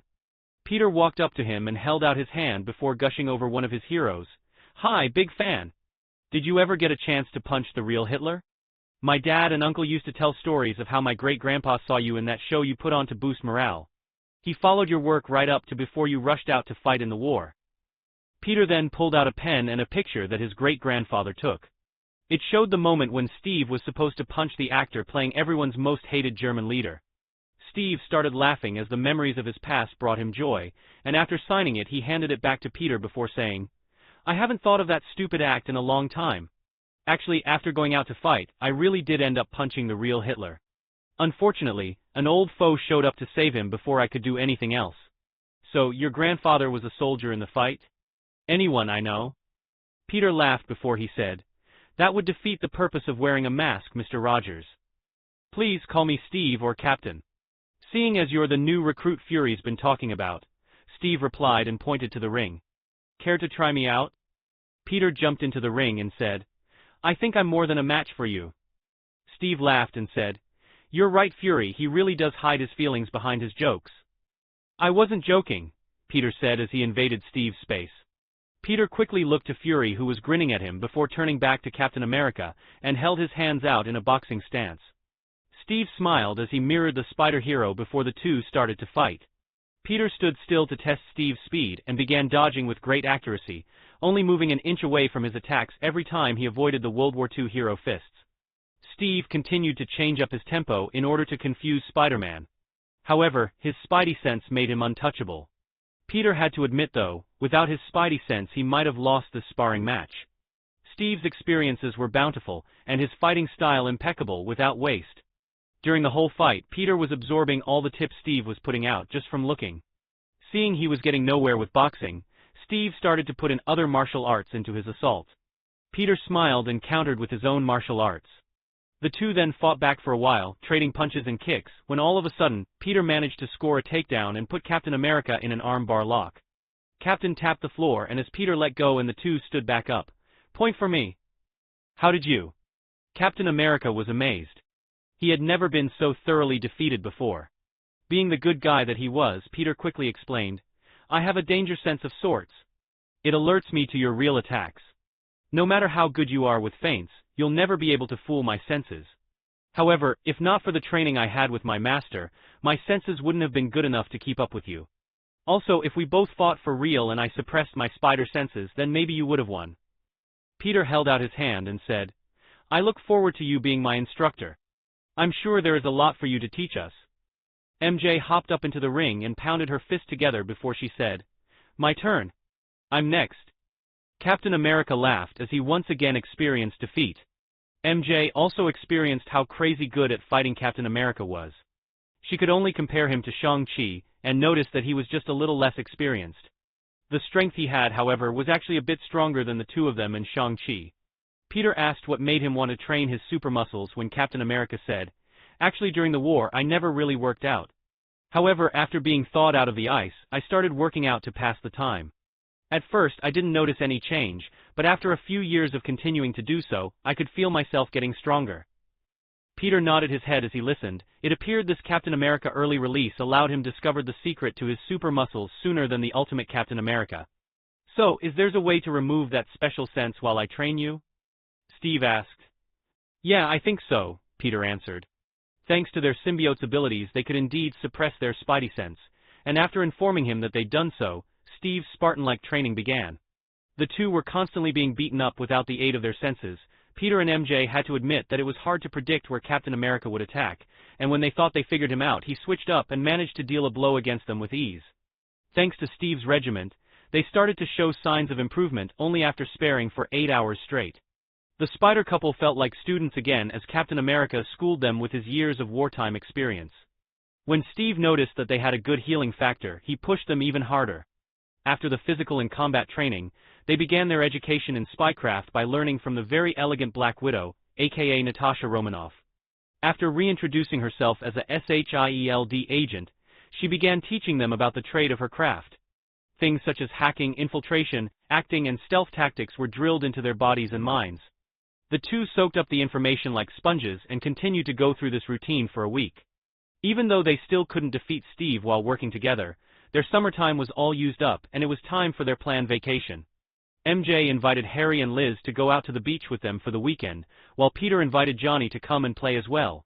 They rented a nearby hotel and told them they would spend some fun times together before school starts. The group agreed and spent the whole weekend playing on the beach. Harry and Johnny were the only ones who had their license, so they decided to take 2 cars. Peter and MJ rode with Johnny in case any spider-related issues popped up. With luck on their side, the group made it to the beach without any incident and met up Harry and Liz. When MJ saw Liz, she jumped into her arms with a hug and shouted, "Liz! It's so good to see you again." Liz laughed and replied by saying, "Sorry, MJ. I've been spending a lot of time with Harry recently." MJ questioned Liz about her hiding the fact that she was dating Harry relentlessly, and while the two started gossiping, Peter nudged Harry on the back with his elbow and said, "You should have told me too." Harry responded, "Sorry, I know Liz used to pick on you with Flash, I thought you wouldn't approve." "Nah, that was all Flash the ass, sure she laughed, but it's not like she made fun of me as well," Peter said casually. "Liz told me she felt bad about how she acted and said she wanted to better herself. One thing led to another and we started dating," Harry said, defending his girlfriend. Peter laughed and asked, "So you like her?" Harry nodded his head. "A lot." "Anyhow, are you going to introduce us to your friend there, Peter?" Liz asked as she pointed to Johnny. "Ah, where are my manners?" Peter stated before he held his hands out in a presentable manner and said, "This is Johnny Storm, otherwise known as the Human Torch." Johnny held out his hand and shook the hands of the shocked Harry and Liz while saying, "It's a pleasure to meet this nerd's friends. He's told me a lot about you too." It's a pleasure to meet you," Liz said as she shook his hands with a starstruck expression. "Likewise," Harry said before he looked to Peter and stated, "I guess you have 2 rich friends now." Peter laughed and said, "I think I'll be joining that rich guy ranking pretty soon myself." MJ giggled as Harry and Liz looked at him with a strange appearance on their faces. "He's telling the truth, we managed to sell some stuff to make our own money," MJ said as she laughed at their silly expressions. "It's true, this guy made 150 grand from his first paycheck. I would know, my family was the one who gave it to him, and from what Pete told me about MJ's job, she isn't making much less," Johnny declared as he placed his arm around Peter's neck. Both of them went wide-eyed and slack-jawed as they looked at Peter and MJ like they were freaks. "Close your mouths, the flies will get in," MJ said as she lifted Liz's jaw closed with her finger. "MJ's too nice, I want to see Harry swallow a fly," Peter fake pouted as he crossed his arms. "Sorry, Pete. It's just that it came as a surprise," Harry declared as he regained his composure. "Oh, so this is what it feels like when best friends keep secrets. You are so taking me out shopping later," Liz demanded as she joined Peter in a fake pout. "Ha ha ha. You guys are a riot. Now, if you'll excuse us ladies, we're going to go get changed," Johnny said, hooked his arms around Peter and Harry before heading towards the changing rooms. The girls giggled and followed behind. After changing, they all met up at the car. Peter, Harry, and Johnny all stared at the girls with red faces and open mouths. MJ was wearing a red 2-piece bikini. Her body was toned, supple, and well-formed. MJ had the muscles of a top-of-the-line acrobat and showed it with every step she made. Peter couldn't take his eyes off of her, especially her bouncing breast. Liz, while not having any muscles, had a fit body and well-formed curves. Harry drooled a little as he saw her hips swaying. "Man, I need to get a girlfriend at least twice as hot as your girls," Johnny said before sighing. "Yeah, that's not gonna happen," Peter said with a goofy smile on his face. "I agree with Pete on this one, no girls can compete with ours," Harry stated as he gave them a fist bump. "Looking good, boys," Liz said as she looked over everyone. Johnny and Harry were only wearing swim trunks and sandals, while Peter was wearing a baggy gray t-shirt that hid most of his muscle. Harry was a bit more built than Peter remembered, though not nearly as much as Johnny. MJ growled as she looked at Peter and said, Shirt off. Peter sighed before he said, "Do I have to?" MJ nodded her head as she responded, "Yep. Now give me my eye candy." Liz and Harry looked a little puzzled while Johnny chucked at MJ's choice of words. Peter lifted the shirt, revealing his sculpted abs and rock-hard muscles. Both Liz and Harry went wide-eyed and shouted in unison, "When'd you get those?" Peter scratched his reddened face as he said, "MJ and I have been training together for about 10 months now." MJ ran her hand across Peter's abs and stopped at his pecs before saying, "With these bad boys right here, Peter will never be picked on by a bully like Flash again." "And you get to enjoy the sight too," Liz said with a little blush on her face. Harry felt a little jealous and decided to hit the gym more often when he gets back. Johnny shook his head and placed his hand over his forehead while he scanned beachside. "Oh, pretty ladies. Here comes Johnny." Everyone laughed as they watched the Human Torch dash out with a childlike grin on his face. Peter then yelled, "Hey, you're supposed to help us carry the stuff." To which the rest of the group responded by laughing harder. Peter carried their stuff with Harry and set up a nice little spot near the water. As the group enjoyed their vacation by tanning, playing ball, swimming, getting to put suntan lotions on their girlfriends, both Harry and Peter looked at peace as they watched MJ and Liz splashing the ocean water on each other. "This is the best," Harry said with a goofy grin. "I too agree," Peter responded while nodding his head. "Me three," Johnny said before he took off laughing after dodging the angry boyfriend's wild swings. "I still can't believe you know one of the Fantastic Four," Harry said as he watched Johnny approach a group of pretty girls. Peter shook his hand in front of his face and said, "Oh no, he's not that special." Peter then laughed, making Harry lift a brow and ask, "What?" Peter chuckled before explaining what it was that he saw. Johnny strikes out again. Man, he has no talent for hitting on the ladies. He was bragging about his superhero identity, and they apparently didn't believe that he was the Human Torch, and here it comes in 3, 2, and 1. Like Peter predicted, Johnny activated his flame-on ability. However, as a result, the ladies were now crowding around him in hordes. "Had to rely on your name to pick up a girl," Peter shouted to embarrass Johnny, which he succeeded in. The first nightfall, they returned to their hotel in a joyous mood and tan skin. The boys and girls slept in different rooms, of course. While the boys chatted about their hobbies and life goals, the girls gossiped about fashion and their boyfriends. They spent the weekend having fun the entire time. When it was the last night before school started, they all sat around the bonfire they made on the beach, enjoying each other's company while talking about various subjects. Johnny was bragging on how they fended off Galactus and saved the world from being eaten when they suddenly noticed a girl in the distance that started screaming. Peter, MJ, and Johnny then looked to see a red-headed girl bursting into flames. They ran over to see none other than Angelica Jones, the original Firestar, manifesting her power. While Peter was in awe, Johnny suddenly shouted, "Calm down!" as he entered his flame-on mode. Seeing Angel started to calm down, Johnny began coaching her on how to control her power to the best of his abilities. When she managed to land and withdraw the power into her body, MJ and Liz abruptly covered their boyfriend's eyes. She had burnt her clothes clean off and was standing in the nude. Angel was looking at her hands in amazement when Johnny quickly covered her with a towel with a flushed face. Peter was still shocked that he'd meet Angelica here of all places. In the ultimate timeline, it was Liz who transformed while on the beach. It appeared this was another major difference that he discovered in this world. Angel didn't exist in the Ultimate Universe, and once again the strange alienation of redheads continued in his previous life's entertainment industry, and Agent Jilka was wiped from their canon, and her power given to a blonde preppy bitch. Even if Angel was the Ultimate Universe, she at the least remained as an unimportant character. Peter and the rest watched as Angel's friends had all ran away while calling her a demon, monster, and a freak. Even her boyfriend gave her a disgusted look when she found out she was a mutant. Peter sighed when she asked Johnny, "Are we the same?" Johnny then went on to explain that she was a mutant. Rather than a mutate like himself, Liz showed a face of disgust for a moment, when Peter frowned and said, "Something bothering you, Liz?" "No. I mean, she's a mutant," Liz complained. Peter frowned from her response and said, "So what? Every living thing on this planet is a mutant. You, me, the plants, the animals, and all the life on this planet grows and evolves. The word mutant is nothing more than an explanation for evolution. If you're afraid of her, then what would you do if someday your child or grandchild mutates to become a powered person? Will you scorn them too? 'Cause I'd love to burst your bubble, Liz, but everyone has a dormant X gene within them. Only question is, when will it manifest?" Liz was taken aback by Peter's speech and forced to do some serious reflection, while Angel seemed to be thankful for his attitude, smiled at him. Peter didn't want to be a dick to Liz, he liked her much better in his universe rather than the ones he read about. He also knew that a lot of her thinking habits about mutants came from the influence of Liz's racist father. Angel gave Peter a gentle smile and said, "Thank you, Peter." Tears started to come out from Angel's eyes when MJ smiled and held Peter's hand and said, "Angel, how about you join us? I'm sure Liz won't mind you rooming with us." MJ glared a bit at Liz, and in response the blonde nodded her head in acceptance and shame. Angel was reluctant, but couldn't resist the pull of MJ's charisma. After spending some time with her and getting to know her, Liz started to see mutants were no different than herself and started opening up to Angel.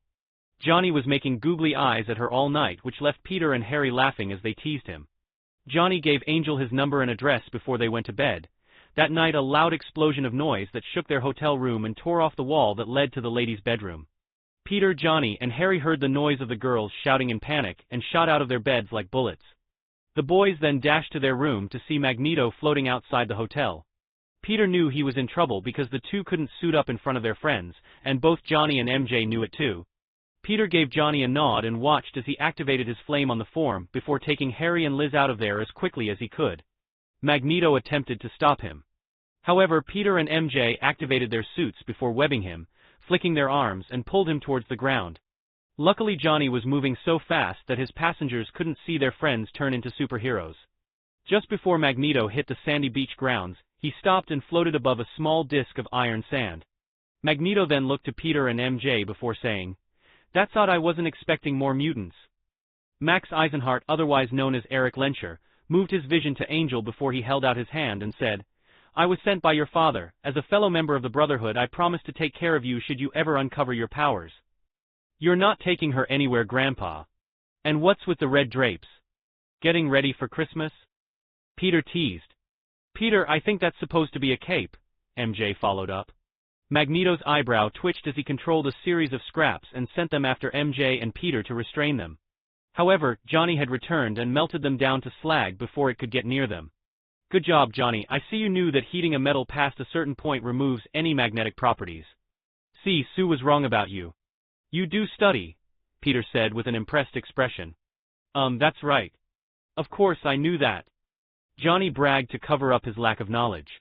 "I don't think he knew about that, Spider-Man," MJ said as she shook her head. "Way to ruin my groove, Spider-Woman," Johnny said as he slumped his shoulders forward and pouted. Eric growled before he raised his hands and made several dozen chains out of the iron sand around them. Lowering his hand, the chains shot out towards the group as if they had minds of their own. As they dodged, Peter was so glad Magneto was an idiot. If he had even half of the intelligence that he or Professor X had, then he would have been far more powerful than he ever realized possible. Magneto controls magnetics.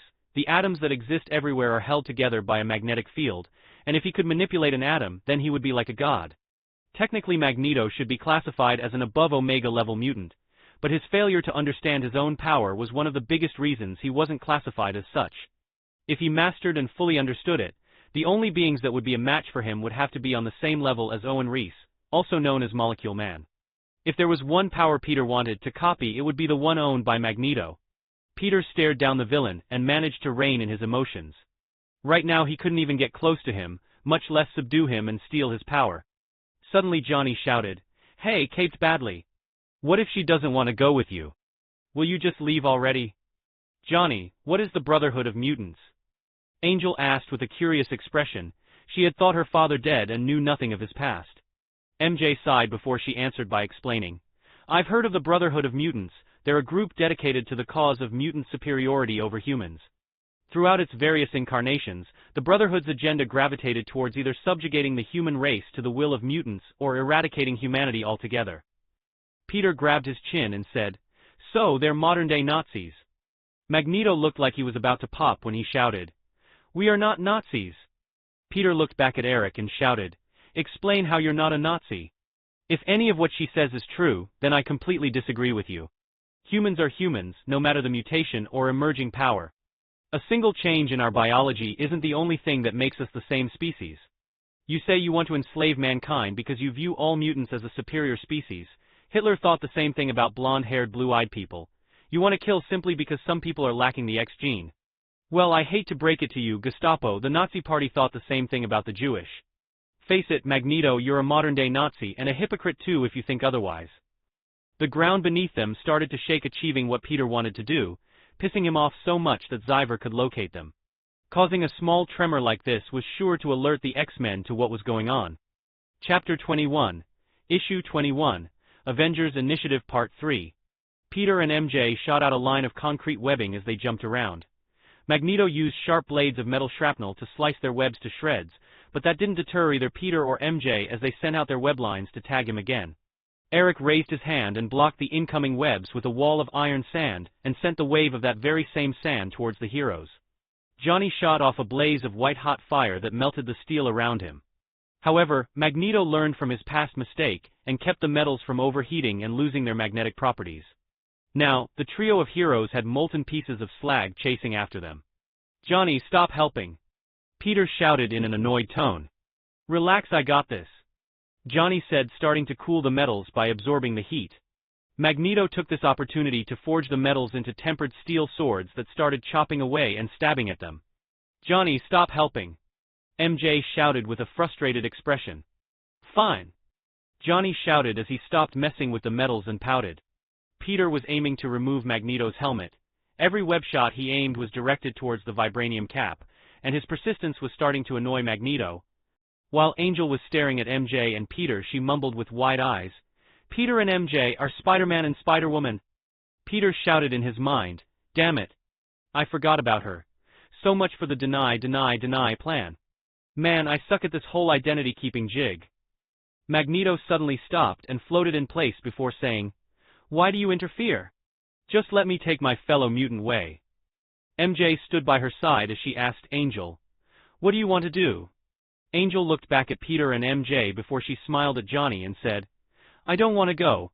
I want to stay with my friends. You heard her.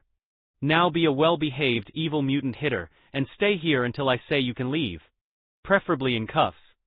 Peter shouted, throwing off Eric's state of mind again. Magneto was so pissed off at Spider-Man he completely blacked out in a furious rage. Peter swore he could see the mutant villain's eyes glow red and emit a visible aura of hatred. Gulping at what he brought upon himself, Peter sent a message to MJ through the symbiote and told her to stall until Charles gets here. He can erase the memory of Magneto ever seeing our faces. Guys, keep him here, Peter said aloud.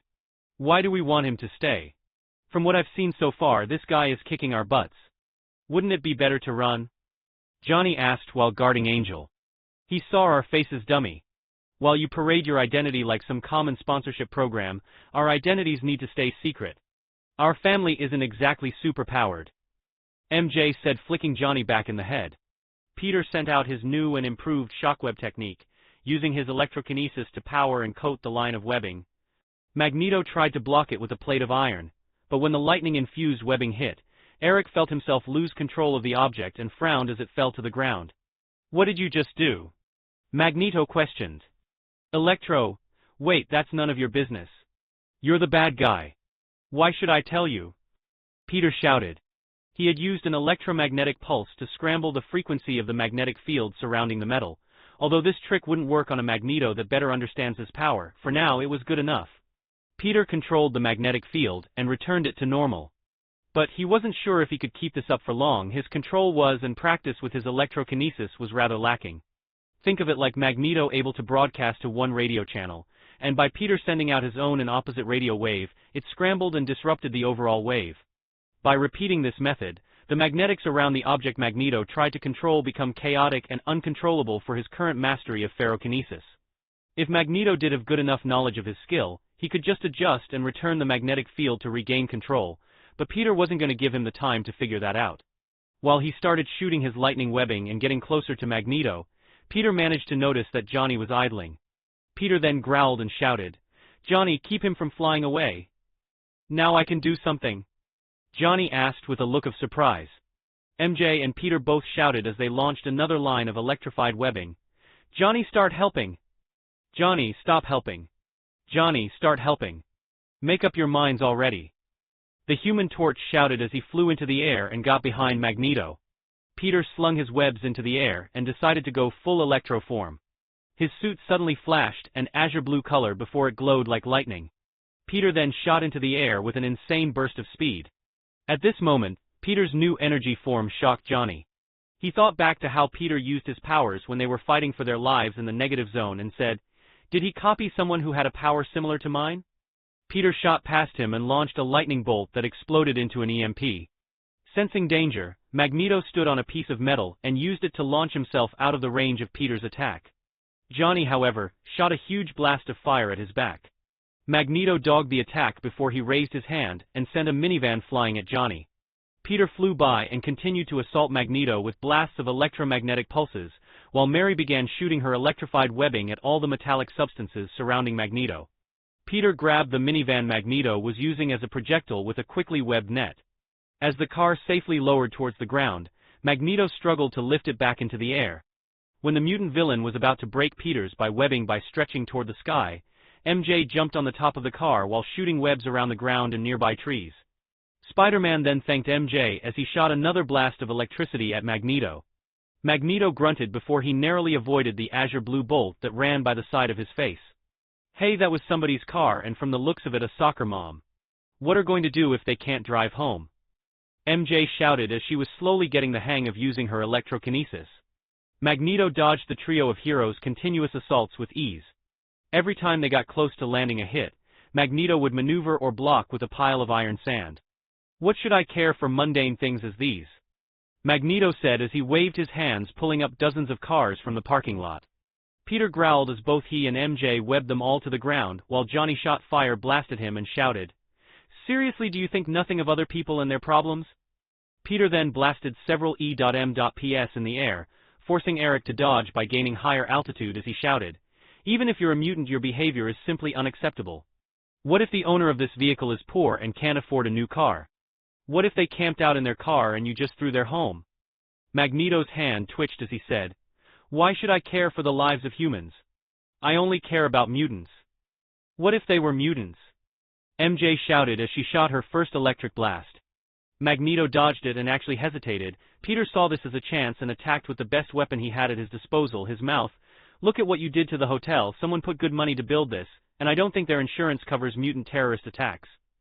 Peter could tell he was getting Magneto to lose focus. Just a few more insults and he would completely lose focus.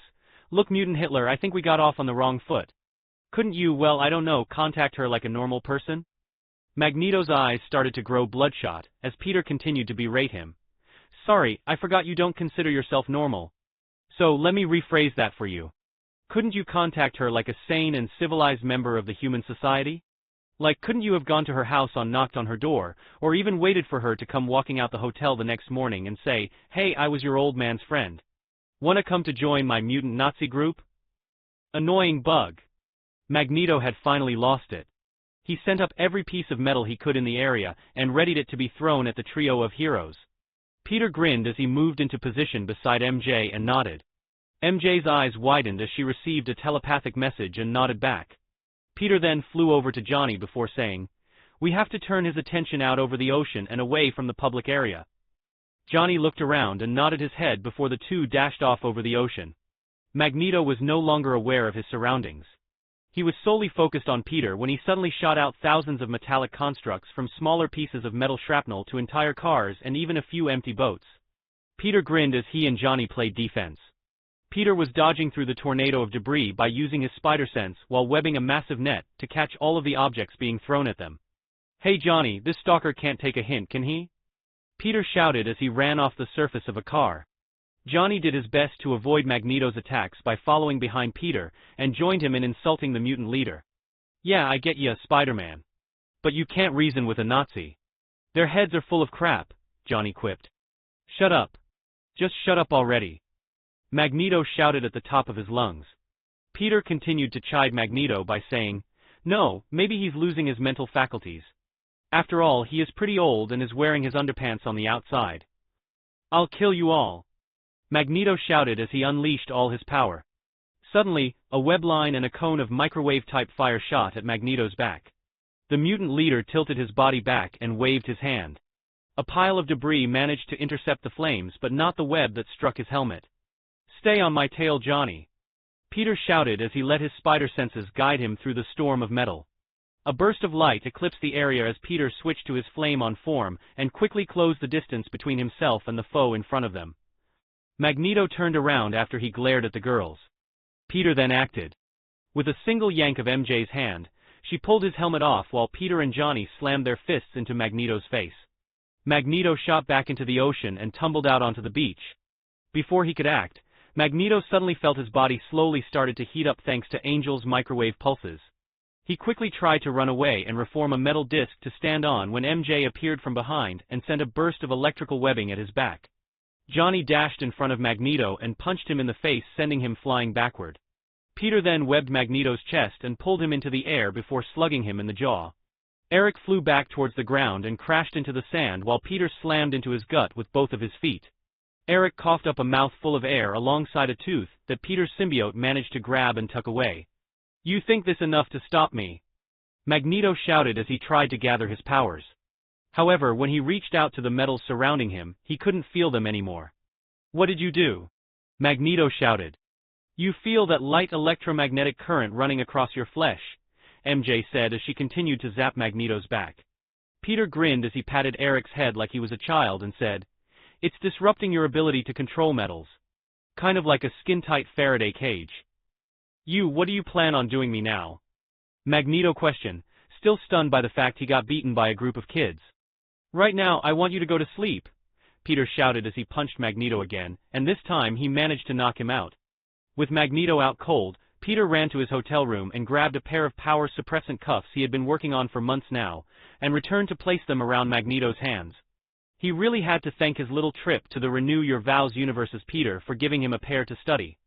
"Good job, guys," Peter shouted as he looked around and started to clean up the mess. Johnny flopped down and complained, "Why are you doing that?" "I'm bushed."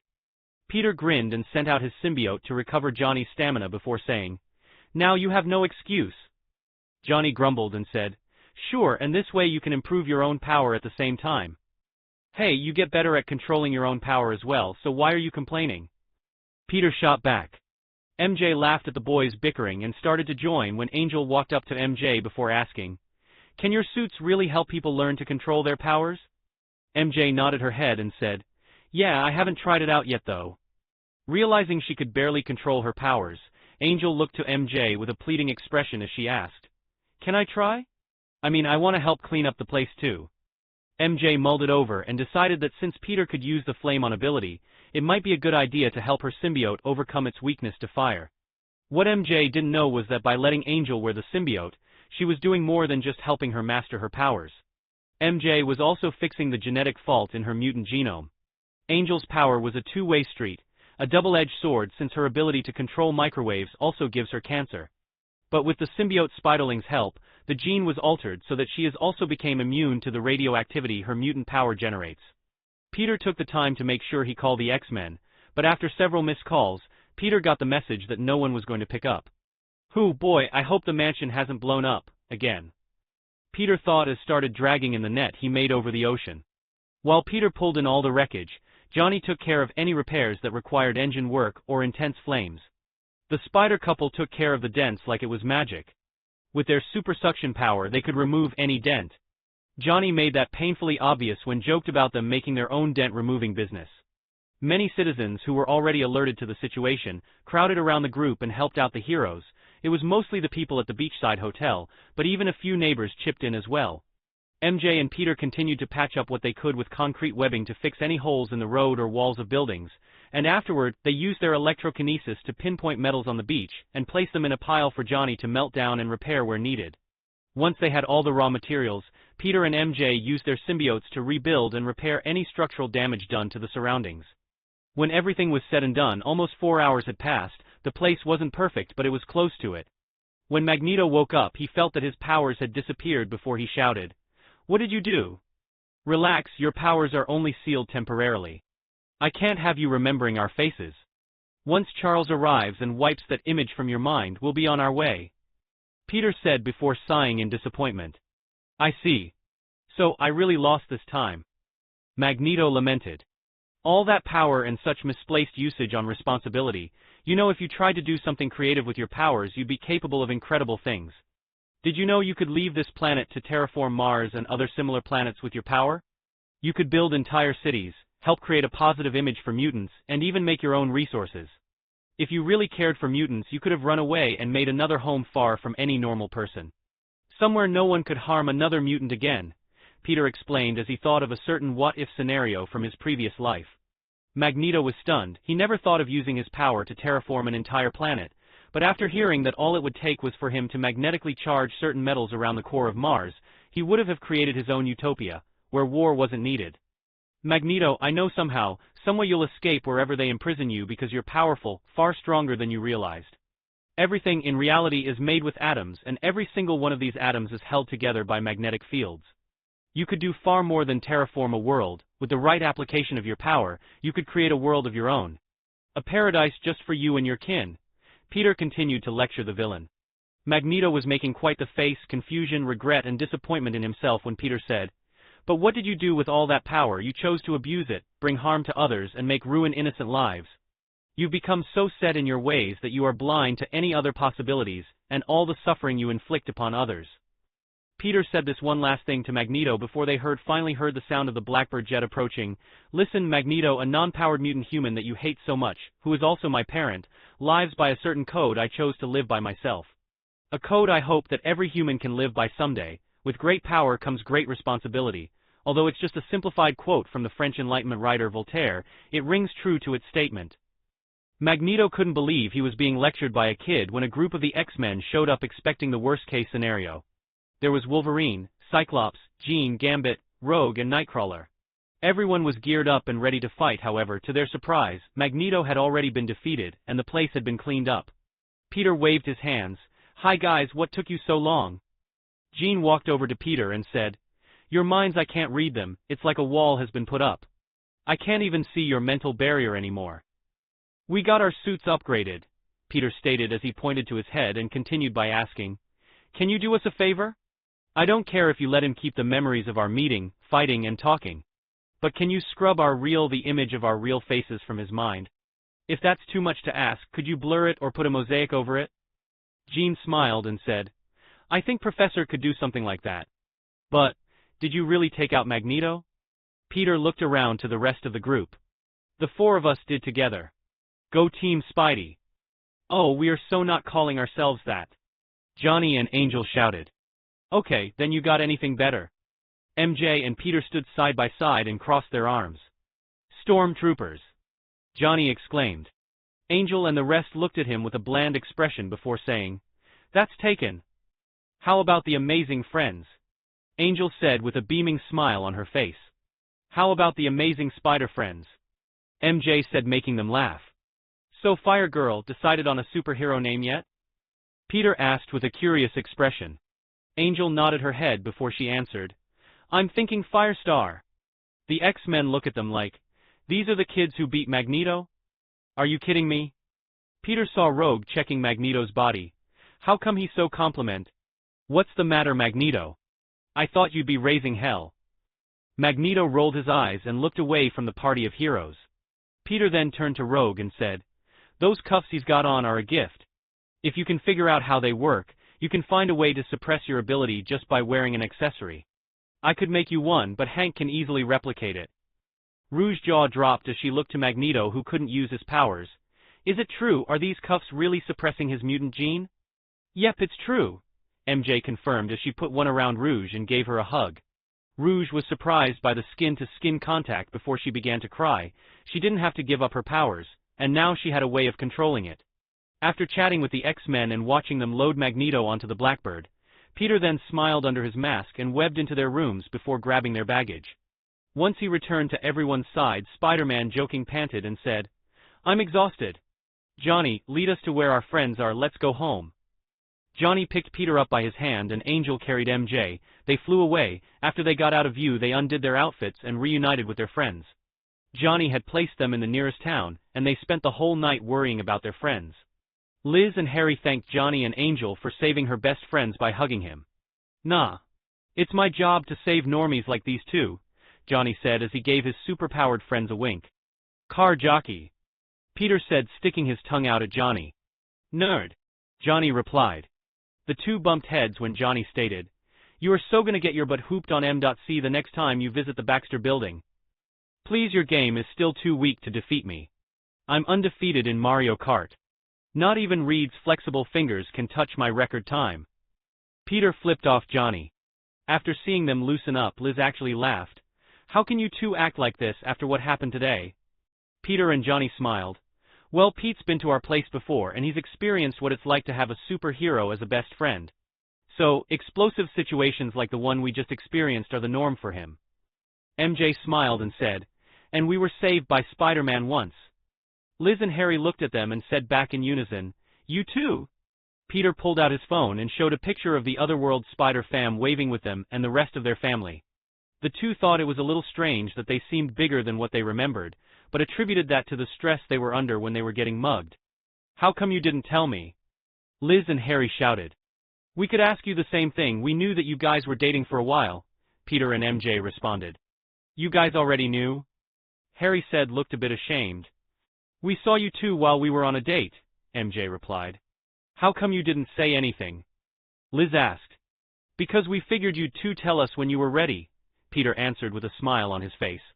Peter heard the blackbird flying back when he then said, "Let's go back to the hotel and call a cab and go home. I'm beat. How about you guys?" Everyone else suddenly said, "I agree." Angel then looked at Johnny and grabbed his sleeve before she asked, "Hey, can I come and stay at your place?" Chapter 22, Issue 22, Avengers Initiative Part 4. "Can you come home with me?" Johnny shouted with a red face as he repeated Angel's question. "I live with my aunt and well, let's just say that she's not exactly a fan of mutants," Angel explained with a downcast look. Everyone looked to Johnny with a "do it or we'll kill you" expression, and watched as he said, "Well, I don't mind. We have plenty of rooms in the Baxter building, and you could stay there until you're ready to tell your aunt. I'm sure Sue would love to have another girl in the building. And I sure you won't mind either," Peter declared, winking at the two of them, and causing Angel to blush and MJ to smack him in the back of the head. After driving back, the group said their farewells, split up and waved goodbye while being dropped off at their houses. Peter and MJ went to bed that night, and thought of the scholarship money they would be making when they went back to school. However, they had no idea what they were in store for. Peter woke up the next morning and got dressed for school. After petting the Bamf on the head and giving him breakfast, Peter dashed out of the house and met up with MJ, Harry, and Liz at the bus stop. On the way to school, they talked about their experience at the beach and what happened after. MJ and Peter managed to convince them that the Spider Heroes and the X-Men showed up to save the day, and that the reason they didn't meet up sooner was that Johnny dropped them off at a different location. When they arrived at Midtown High, they were walking through the halls going towards their lockers when Flash showed up, and as usual he to try and bully Peter. However, when he saw Liz hanging her arm around Harry's elbow, the veins on Flash's forehead almost popped when he shouted in anger, "Well, well, well! Liz, I didn't think you'd be hanging around puny Parker and his loser friends." Peter opened his locker door and sighed before saying, "Don't you get tired of this, Flash? I mean, what does bullying even do for you? What is so wrong in your life that you have to do this every time we meet? Daddy not giving you enough love, or maybe you just feel the need to crap on everyone around you because your life sucks?" Flash's face turned red in anger. "Watch yourself, Parker." Peter grinned and moved over in front of him and said, "Or what? You'll hit me? Come on, Flash, do it. Let's see how much money your family willing to spend on the lawsuit. I'll charge you with assault and sue your ass. Come on, Flash, let's go." Peter had had enough. He couldn't beat Flash up, but he could threaten him now that he had some money to throw in his face. "Go ahead, we'll take this to court, we'll hire a lawyer and get this finally done with. 'Cause I'm sick of your shit and I'm not going to put up with it anymore." Peter huffed before he started taking books from his locker and glared at Flash. Flash almost choked on his own spit as the whole crowd stared him down. Flash growled as he pointed his finger at Peter and said, "SSS, shut up. You're not worth it." Flash then looked back at Harry and Liz before saying, "What a shame, I thought you had better taste." "The only shameful thing here is you, Flash. The saddest part of it all is that you can be something special, but you waste your time doing stupid things like this for stupid reasons. Get your shit together and leave me and my friends the hell alone." Peter shouted out with a serious look on his face. Everyone who was standing in the hallway was completely silent when somebody said, "The MN." The kids broke out cheering and shouting praise when Peter slammed his locker shut and walked off to class, leaving a stunned and speechless Flash. MJ followed behind him, and with a worried expression she asked, Something wrong today? Peter shook his head. No, I'm just tired of going to school here. I wouldn't mind if we had some good teachers or something new to learn, but all I feel like I'm doing is wasting time. Peter rubbed his hands back and forth through his hair in frustration, and sighed as he entered the homeroom class. He picked a seat next MJ and placed his head on the table. Waiting for the insufferable school day to end, he decided to try and sleep. Shortly after the bell rang, the teacher entered the classroom and MJ shook Peter while saying, "Peter, wake up. You're not going to believe this." Peter opened his eyes and his jaw hung open. Standing before them was none other than the agent of SHIELD, Natasha Romanoff herself. She was standing at the teacher's desk and staring at Peter and MJ with a very attractive smile. Everyone in the classroom was chatting about how beautiful and young she was when she stood in front of the chalkboard and wrote her cover name while she said, "Good morning, students. I'm your new teacher, Laura Mathers." Black Widow smiled at the two wide-eyed Spiders heroes in the classroom, and if Peter didn't know any better, he could have sworn that he saw her smile before she continued her introduction. "I'm new to Midtown, so please treat me well." Some of the kids in the class laughed when held her hand up to silence the children, which oddly worked for some reason, and Natalia then said, "We also have some new students transferring in from a few different places, and a student returning after being absent for a year." The door opened as a group of people entered that made Peter and MJ go wide-eyed. "Please introduce yourselves to the classroom, please," Natalia asked. A young handsome boy with shoulder-length blonde hair came up to the front of the class wearing a gray long-sleeve shirt, blue jeans, and sneakers. "My name's Danny Rand. It's a pleasure to meet you all, and I hope we get along in the future. A famous philosopher once said, 'A healthy mind is nurtured by the teachings of his peers and mentors like a plant,' and I hope I can look forward to absorbing such teachings."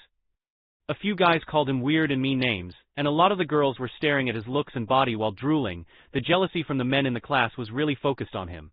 Peter almost laughed. "Yep, that's Iron Fist," he thought as the next person came forward. "My name's Angel Jones. I had some personal stuff happen which led to me transferring here. I hope we can get along." Seeing Peter and MJ in the crowd, she waved her hands at them, drawing all the eyes in the room on them. Angle was dressed in a skirt, white leggings, and a long-sleeve black Go Spidey shirt that had half of Spider-Man and Spider-Woman as logo around her breast. Both MJ and Peter blushed at their friend wearing Spider Hero apparel and tried their hardest not to burst into laughter. Next up was a 6-foot well-built black man with a yellow muscle shirt and baggy short cargo pants. He had a strong physique and a handsome face that many girls in the classroom were blushing over. "My name is Luke Cage. I was transferred here from Harlem High and I like basketball, hanging with friends, and I'm pretty passionate about science." Luke being the same age as Peter didn't surprise him, based on how old Danny was and how old his future wife is. Speaking of his future wife, Peter was completely blindsided by the next student to walk through the homeroom doors. "Hi, my name is Jessica Campbell. I was in a coma for 2 years, Jessica declared with a lot of lethargy in her tone. Jessica had long pinkish-red hair and crystal-clear blue eyes. She was wearing her brother's hand-me-downs, so they looked really baggy on her. The clothes she wore were a red t-shirt with a checkered flannel long-sleeve button-up shirt over it, long blue jeans on that were rolled up to her ankle, and a backward baseball cap on top of her head. Once she stood with the rest of the new students, Natalia told them to take their assigned seats. MJ waved to Jessica, and when the two's eyes met, a bit of happiness could be seen in Jessica's eyes. "MJ, you know her?" Peter whispered. MJ frowned before answering. "Yeah, Peter, don't you remember that time I got interested in journalism?"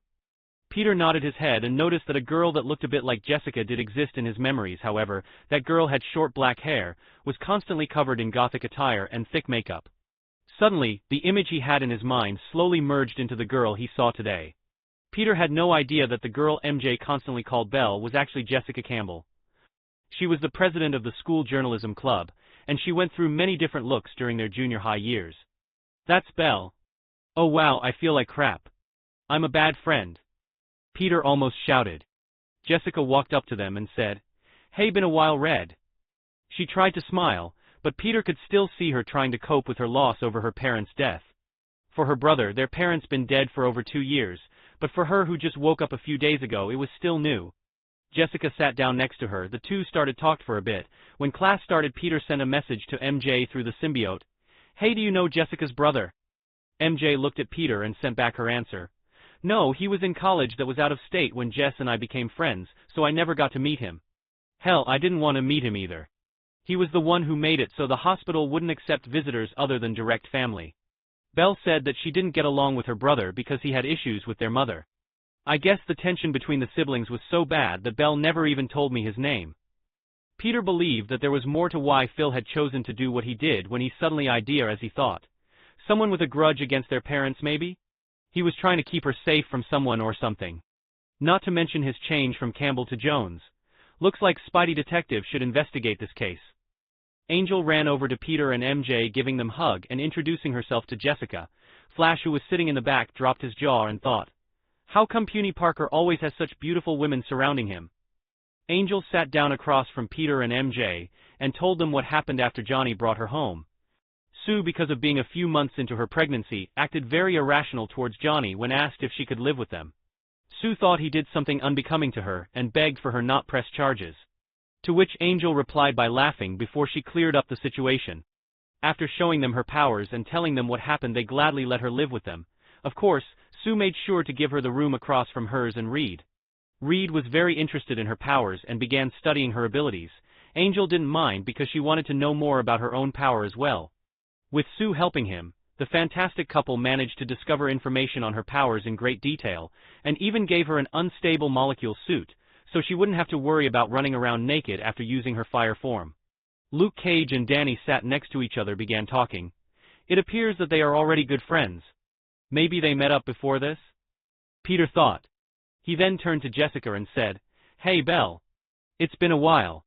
Glad you're back from Dreamland. Jessica lifted a brow as she tried to recall who Peter was, and when she realized it was the same nerdy kid who used to hang around MJ, her eyes widened as she said, Pete? Is that you? Yep, the one and only. Unless I've been replaced by a Peterbot or a Skrull. Which I don't think I have. So how are you doing? Peter asked with an innocent look on his face. Jessica winced at the bad jokes. They used to talk about Doombots and which elected officials they suspected of being Skrulls when they were kids. Just recalling it embarrassed her. If it makes you feel any better, I've walked more than a few miles in your shoes. I know what it feels like to lose your parents. If you ever want to talk about it, just let us know. Peter pointed to him and MJ. Thanks, Peter, it's good to see you again, Red. Jessica nodded her head but didn't say anything else. She just stared off into space for most of the day. You too, Belle, MJ responded before sighing. Peter sighed as well. He knew that it would take time to numb this mental scar, but he still felt terrible. The accident happened almost a year before he was bitten in this timeline, and now he was sure she had her powers. The chemicals mixed with the radiation created by the visit from Galactus activated her powers. The healing just took a long time. Jessica had awoken from her coma months ago, and was catching up on her schoolwork while her brother hid her from the public. However, she didn't seem to mind. Staying busy with something like her schoolwork was the only thing keeping her sane. Thanks to her hiding from dealing with the trauma of losing her parents, Jessica managed to catch up on her schoolwork. But during the whole rehabilitation process, her brother was constantly worrying about her health. Jessica wasn't getting any sleep these days, and he thought that she might hurt herself, but it wasn't what he thought it was. Jessica was testing the limits of her new powers. She didn't feel tired or worn out until the third night, and with that information, Jessica spent 3 days awake with only 4 hours of sleep needed to start studying. Peter waited for the class to an end before he should start asking questions. When the bell rang, Natalia asked Peter and MJ to stay for a while so they could talk. Once the classroom emptied, Natalia then smiled at them and said, Now my students, admit it, you missed me. MJ turned to Peter and said, I think your personality is rubbing off on her. I have that effect on people, Peter replied, throwing his hands up in a whatever gesture. Natalia then gave them a serious expression before she said, Your mission is to help train Luke Cage, Danny Rand and Angelica Jones so that they are combat ready. We need you to make sure that they are able to handle being a superhero that can perform as well as you two. They're future S.H.I.E.L.D. agents, so I expect you to perform your jobs like professionals and train them right. By this, she meant that keep them from destroying city property while saving the day. Why do we have to train them? MJ asked before she tilted her head in confusion. You've been using S.H.I.E.L.D. resources to train you, nothing wrong with giving back a little. Is there? Natalia declared with a knowing grin. Okay, but the resources we've used don't add up to that big of a paycheck. Heck, I could pay it myself, Peter said while he crossed his arms and frowned. Natalia pulled out a piece of paper and handed it to Peter. Taking it, he read it over and almost crushed the document in surprise as he questioned, "Is Fury serious?" Natalia nodded her head in affirmation. "Okay, you win, Fury." "Not even I would be dumb enough to pass this up," Peter said, looking at the outline of what he had been offered. Chapter 23, Issue 23, Avengers Initiative Part 5. Everything he needed for his nanobot project was inside the folder Natalia gave him alongside their price. Originally he thought he would have to use his grant money to build his personal suit, but the adamantium, vibranium, and several other rare elements he needed were crazy expensive. However, thanks to what Fury had offered him, he could start building straight away. Peter read over the contract and said, "Why is Fury such a good leader? Why do you think I chose to work for him?" Natalia interrupted Peter, mid-sentence. Peter replied with, "I was gonna say no at all, but yeah, he's not half bad as a leader either." Peter had checked over the contract and was presently surprised by what Fury had offered. He was helping him in a lot of ways. For one, besides Avenger work, the contract entailed that Peter's position in SHIELD was restricted to mostly training future agents. Fury even managed to hide how and what he was paying Peter with, so he didn't have to worry about a paper trail. Peter smiled as he put the paper down. "Well, I agree to these terms." Natalia gave a confident chuckle before she said, "Smart. Fury mentioned that you were worth investing in, not your technology but you. And now I can see why." Natalia then handed them a key card to the SHIELD base they've been training at and informed the two, "These are your passes to the base, they'll meet you there after school. Oh, and Peter, you shouldn't think about graduating early just yet. I think you'll find the higher education classes this year are really special." Peter lifted a brow when he asked, "Could you do me a solid?" "Depends what you're after," Natalia answered. Peter wrote down some information and handed it over to Natalia. "I need some information on this thing right here." Natalia read the note and nodded her head before she said, "I'll contact Fury and update you if and when I get the info." Peter thanked her, then left the room. When he reached the classroom for advanced science, Peter's eyes went wide as he discovered that instead of the usual teacher Midtown High had, there was none other than Dr. Otto Octavius standing at the front of the class. Wait a minute. This school doesn't have the kind of cash that could attract a genius like Doc Ock. Did SHIELD arrange this? Peter thought before he took a long good look at him, and realized this wasn't the Ultimate Series Dr. Octavius, but his resemblance was a perfect match for the new Spider-Man video game that came out just before he died. In that world, Osborn and Otto were partners that had a falling out. After going his own way and leaving the company, they started working together.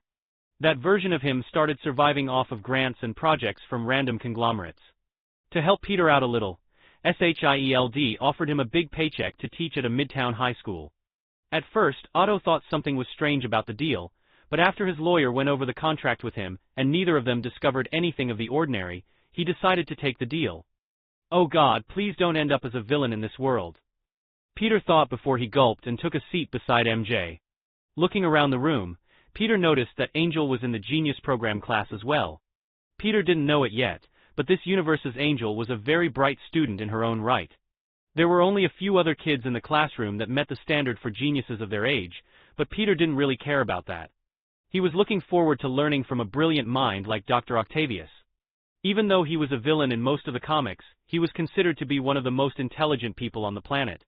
The class began and quickly drew in Peter's full attention, and after several minutes of listening to the teacher talk, Peter only had one word for Otto: genius. Peter couldn't get enough as he continued to write notes as fast as he could. MJ was into it as well, and Angel seemed to be struggling to keep up.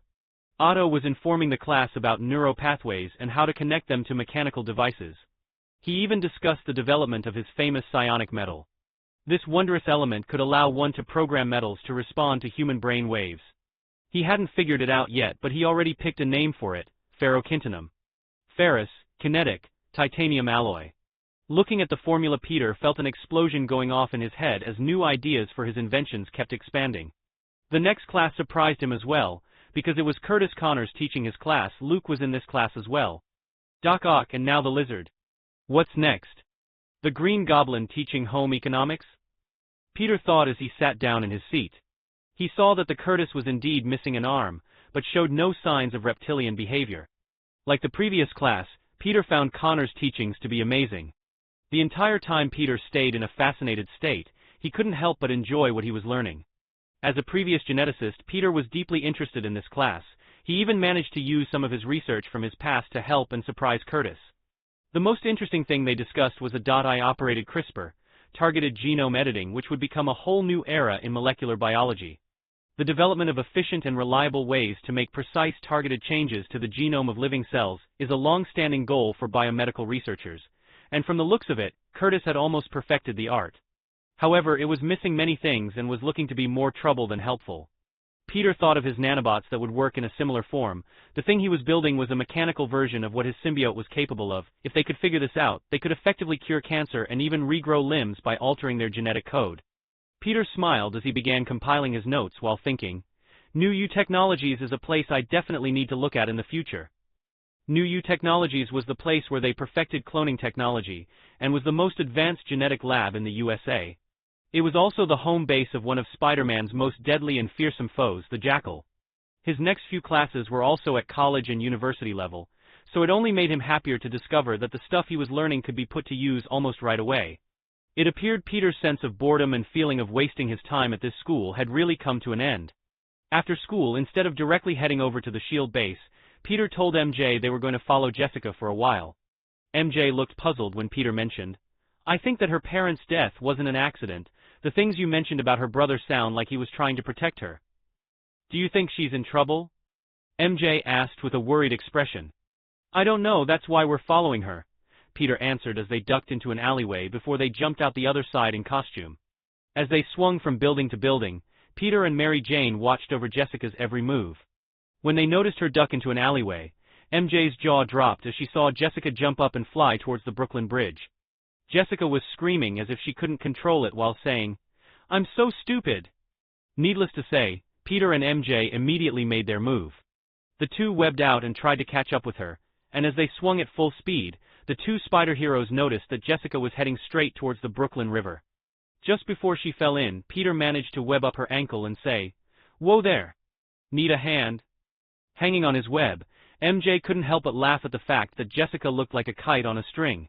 People kites are real, Peter declared with a jeer that made MJ slap him in the back. Oh. Peter whined before he said, You wanted to laugh too, I know it. MJ rolled her eyes and pulled Jessica closer to them as she said, Just calm down. If this is your own power then you can control it, but before you can even do that I need you to calm down. Jessica took a deep breath and felt her body start to drop towards the rooftop. Oh shit, oh shit, oh sure TT. Jessica ceased her flight entirely and started to fall towards them. In response, MJ jumped up and grabbed her out of the air. When they landed, she looked at MJ and Peter in their costumes and shouted, You're Spider-Man and Spider-Woman. Apparently, even though she'd only been awake for a few months, she had already discovered and became fans of the two spider heroes. Hi, I'm Jessica. Can I have your autograph? Jessica declared as she pulled out a pen and paper from her backpack. Peter started laughing when MJ gave him a pinch and forced him to sign it as well. Nice to meet you, Jessica, MJ said as she gave her pen back. OMG, Spider-Woman called me by name, Jessica said with a gushing expression that made MJ embarrassed. I see you're a powered person that's just discovered your powers recently. Am I right? Peter questioned her. Sorta, it's been almost a year and I still don't have a hang on my abilities, Jessica informed. A smile crept across Peter's face before he said, We're off to go train with some future heroes. If you want, you can join us. MJ looked to Peter and asked, Are you sure Fury won't get pissed? Who cares, Jessica here needs help, and as long as we don't divulge the location of the base, then he shouldn't mind, Peter replied while using his webbing to make a quick blindfold for Jessica. Peter then held it out to her before he asked, So want to learn how to control your powers? Jessica's mind was reeling with the fact Spider-Man offered to train her when Peter held up a finger and said, Offers going once, twice. Yes, Jessica shouted. She wanted to be trained to control her power more than ever. She didn't want to lose anyone else in her life, and if training can help her protect the ones she loves, then Jessica was more than willing. She took the blindfold and placed it over her face while MJ picked her up and carried her to the facility. After arriving, Peter went off to tell Fury that he had an extra member joining, and MJ showed her around. Peter entered into an empty room with only a single screen that displayed Fury was sitting in his chair. The one-eyed spy looked at Peter with a frustrated expression when he was told they brought someone to the SHIELD base. However, after explaining the situation, Fury sighed in acceptance before he said, "Per Agent Romanoff's request, the file I'm downloading to your phone is all I managed to uncover about her parents' activities." "Thanks, Fury. This'll be a big help." "So, I take this as a yes, Peter, she can join the training," Peter declared. "That Jessica kid you brought with you, can you handle her?" Fury asked with a serious expression. "Jessica will be fine. Now about that other thing I asked you for." Fury sighed and said, "It will arrive once you complete your assignment with the rest of the materials." Peter smiled and left the room after succeeding in obtaining the element he desired. Adamantine, different from adamantium, it is described as the metal of the gods. Adamantine is golden in color, and has several mystical properties such as preventing both psychic and magical influences, as well as the ability to deflect massive blasts of concussive energy. The only problem was how rare it is. Peter only asked for a fist-size piece, but even that was pushing it a little too far, so with no other choice he would have to settle for half the desired amount. When he arrived at the training center, Peter saw everyone but Jessica in superhero gear. Feeling a little left out, Jessica had cut eye holes out of the blindfold and was wearing that over her face. Peter smiled as he saw MJ coaching them like a drill sergeant and was sparring with them all while beating them down. When they saw Spider-Man enter the room, they all stopped and saluted him, making Peter laugh. "Okay, at ease. Listen up. Every day, Spider-Woman and I will be teaching you the basics of combat and spycraft.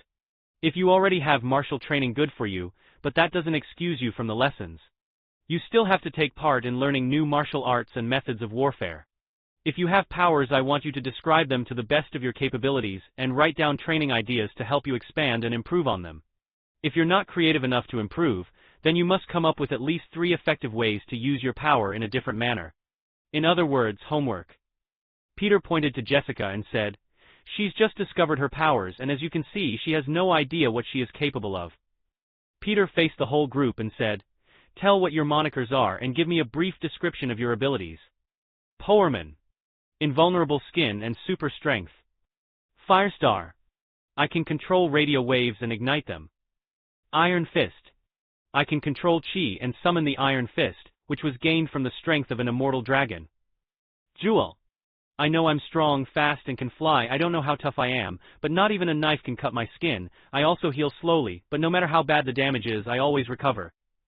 Jessica was referring to the time she first super jumped. She landed against a large rock and broke a few ribs.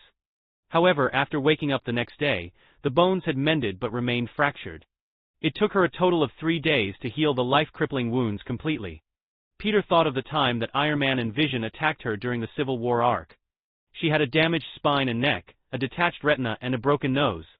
Yet all of that damage healed a few days later, so Jessica's healing factor could be considered to have high effectiveness with a slow rate recovery.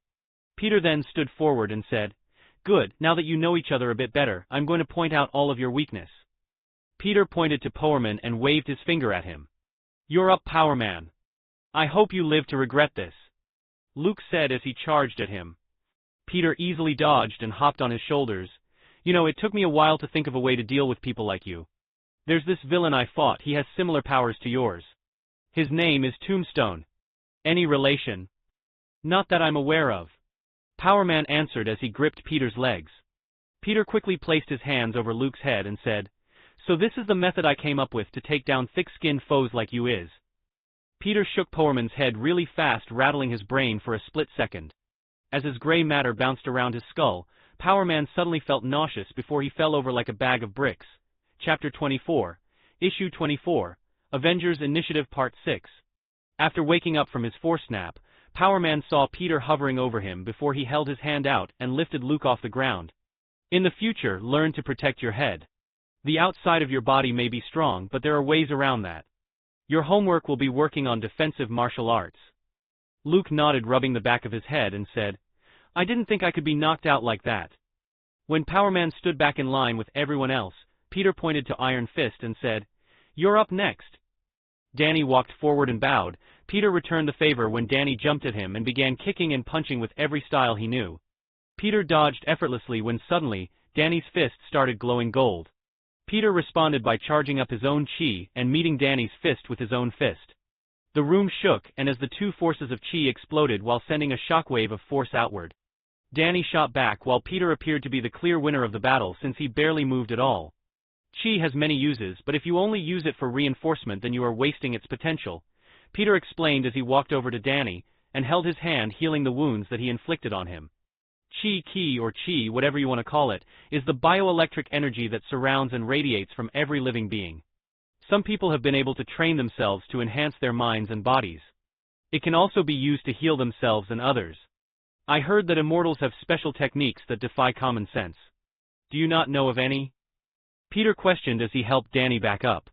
Iron Fist shook his head with a disappointed expression before saying, "Well, I have heard my masters speak of things that I could do with my chi, however, I did not complete my training before returning. I can't." What? Be inventive or creative. Did the pioneer of your art have a teacher? It's your chi, experiment and figure it out.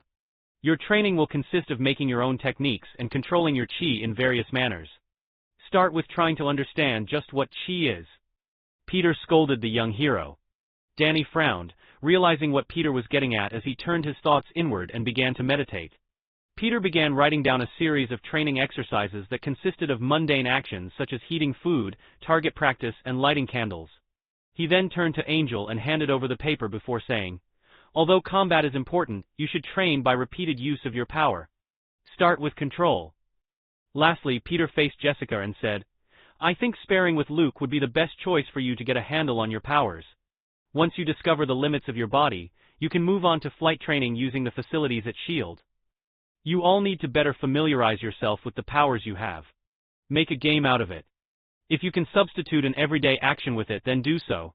I don't care if it's for cooking breakfast or exercising until you drop. Just because you have powers doesn't mean you've reached the peak of your strength and understanding." Peter looked over them once more and said, "After personally sparring with us, you'll spend 1 hour in the danger room.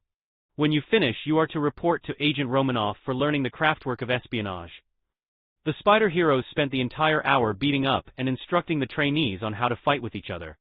More than once, Peter and MJ had to interfere with Luke and Jessica's fight because they were destroying the training equipment. When they finished their hour of torture, they were stopped and were led to SHIELD's danger room. Peter set up the most basic level 1 setting. A group of floating metallic orbs came out and started swarming the group. They could shoot small lasers that could imitate the force of a superhuman punch, and had a predictive algorithm installed in it that would adjust to their fighting styles and overcome them. Peter then sat back with MJ and watched as the future heroes begin training in the danger room. Okay. When fighting villains you have to refrain damaging the city as much as possible. I won't blame you if you can't help it, but if there was something you could have done to avoid it, then you better. Expect a lecture. The city pays for your mistakes as well. I know it sounds like a hassle, but you're not the ones paying for the damages, the city's taxpayers are. MJ announced as she pointed to the holographic city produced by SHIELD's top-of-the-line technology. Before they knew it, the group was swamped in droids that went on the assault. The Spider Heroes then proceeded to watch their terrible teamwork in buildings that were constantly destroyed by either their attacks or being attacked. The Danger Room training will focus on your actual combat training, and teamwork is the goal of this exercise. From now on, each of you is required to make a combination attack or create team strategies to take down your opponents. Remember, these targets are supposed to represent real people. If you can capture and subdue them without damaging them, extra points will be awarded. Oh, and if a building or a piece of property is destroyed, points will be deducted, MJ added. We're being graded? Luke asked as he dodges the lasers being shot at him. Yep. The winner will be selected as hero candidates at the end of every month. Those that pass get to go out on patrol with us. If all goes well and you guys perform as efficient heroes, you can consider yourself a graduate, MJ said, grinning under her mask. Everyone's eyes shined in anticipation. While they tried their hardest not to break the materials and hit the shut-off switch on the drones, they were daydreaming about the day they could fight alongside the Spider Heroes, which ended up costing them some points. Peter and MJ let this continue for over an hour before taking them to Agent Romanoff's classes. The group sat down and began learning spying skills from the master. Later that day when they went home, Peter went over the files Fury had gotten him on Jessica and her family's accident. He looked through their history, and it turned out Jessica's mother had worked for the head researcher for a project at Norman Osborn's company for a while. What she was working on was unknown, but it had apparently taken up most of her time as she had logged in over 14 hours of work almost every day. Peter knew Osborn had something to do with their accident, but he didn't exactly have proof, and he also doubted that Osborn would be stupid enough to leave behind evidence. It's also a possibility that it could have been a competitor of Osborn or someone who hated them enough to target his workers. Oh, what's this? She turned in her letter of resignation for the project she was working on. Something made her quit 3 years of research. What did she make? Peter mumbled as he put away Fury's files. Peter knew he would have to head to Oscorp sooner or later, but for now he was busy training the future defenders. When he went to bed that night, Peter started preparing the schedule for the SHIELD trainees. For the next few weeks, Peter and MJ continued to train them in a harsh manner while balancing their superhero lives and schoolwork. Jessica showed the most progress in her powers, and Power Man had been a great help to her because could take her attacks without taking damage. Having someone she could go all out really made it so she could find her limits easier. Her flying training, on the other hand, wasn't going so well. In the training room, which consisted of a few giant fans that mimicked high-altitude flight, she performed great. On the other hand, when they used the hologram of a city for her to fly over, she could look down at how high she was. She began to get airsick, making everyone else laugh at her a bit as she emptied the contents of her stomach. "Stop laughing," Jessica growled. "Sorry, but whoever heard of someone with the power of flight getting airsick?" Power Man countered. "Hey, cut the chatter and get back in the air," MJ shouted at Jessica. Her face turned pale before she asked, Can I take a breather first?" "Nope. If you want to get over your air sickness, then you have to grow accustomed to that feeling. Giving you time to rest would defeat that purpose," MJ informed Jessica as she threw her back into the human flight simulator.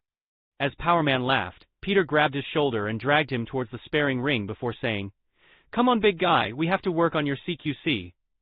Iron Fist managed to make some headway in his chi control by healing small wounded animals. He also managed to spread the dragon chi from his hands to his forearms and up to his knees for his legs.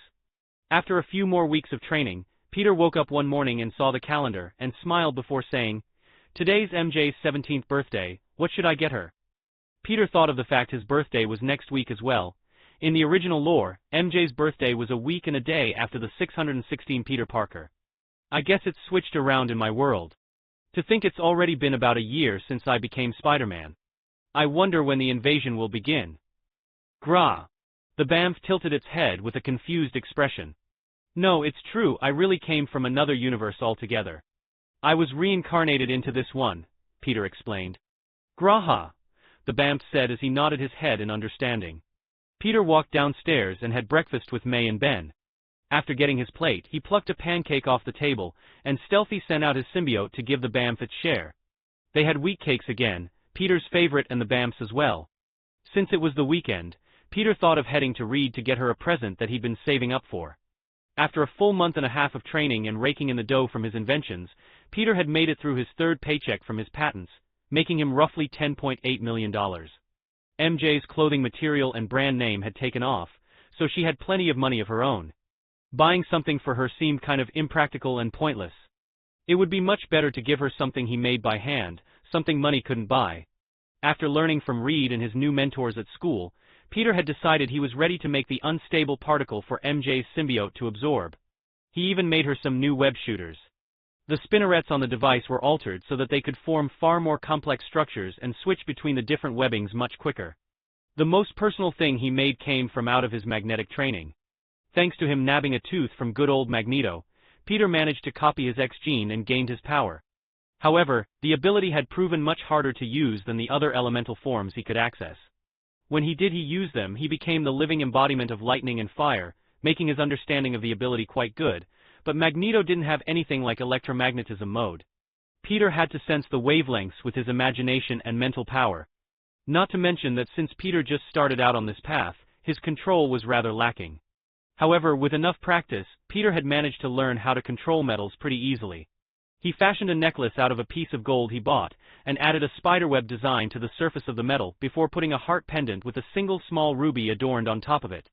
He also learned what changes were made when his suit absorbed the unstable molecules.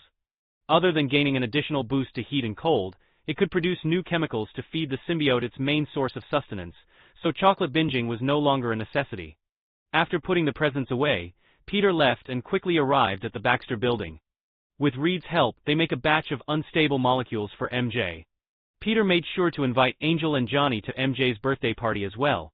He also invited Liz, Harry, and Jessica. They all agreed to meet up at Central Park to have a picnic/birthday party. While they drove over, Peter made sure to give her the special superhero birthday presents early. After receiving the new web shooters, MJ jumped into his arms and kissed him before saying, "Thank you. I love them, Tiger." MJ smiled while using her symbiote to store them while never taking her eyes off the last wrapped present in Peter's gift bag. "What's that one?" MJ asked with a mischievous smile on her face. "The present I'm handing out at your party," Peter answered as he gave her a peck on the cheek. "Can I just get a peek?" MJ pouted. Peter gave her a kiss on the lips this time before saying, "Sure, at the park with everyone else."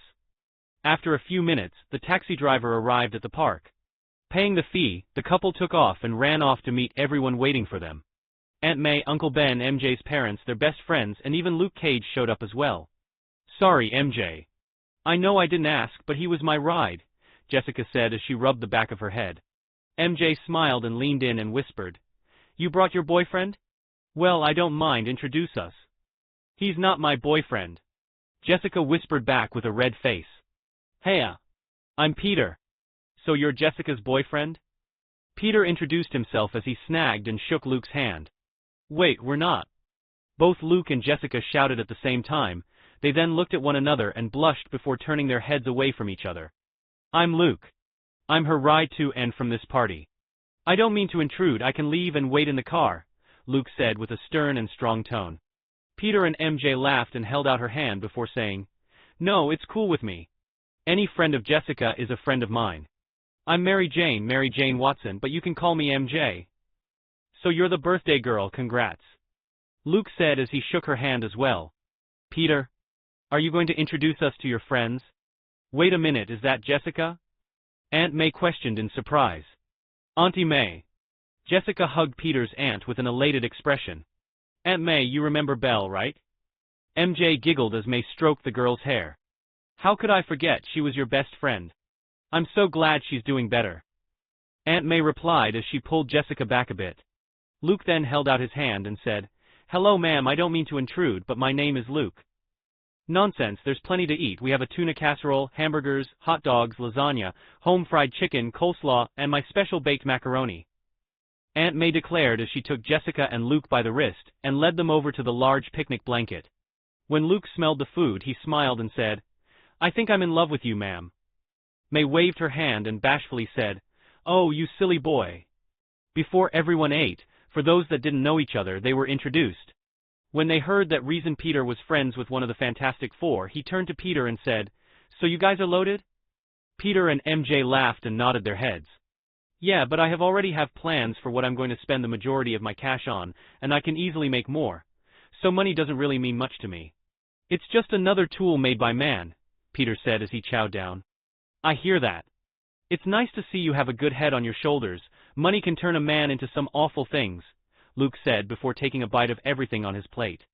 Tears formed at his eyes while he placed his plate down and covered his face. "Is everything all right?" May questioned. "It's perfect, ma'am. Reminds me of my ma's cooking. It's delicious," Luke commented before quickly devouring everything on his plate and asked for seconds. After dinner, the sun started to set on the horizon. MJ blew out the candles on her cake and made a wish. "What you wish for?" Peter asked. MJ gave him a kiss on the cheek and said, "That's a secret. I'll tell you when it comes true." Peter smiled and with a fake pout he said, "Tease." MJ giggled before everyone suddenly brought out her presents and made her smile ear to ear.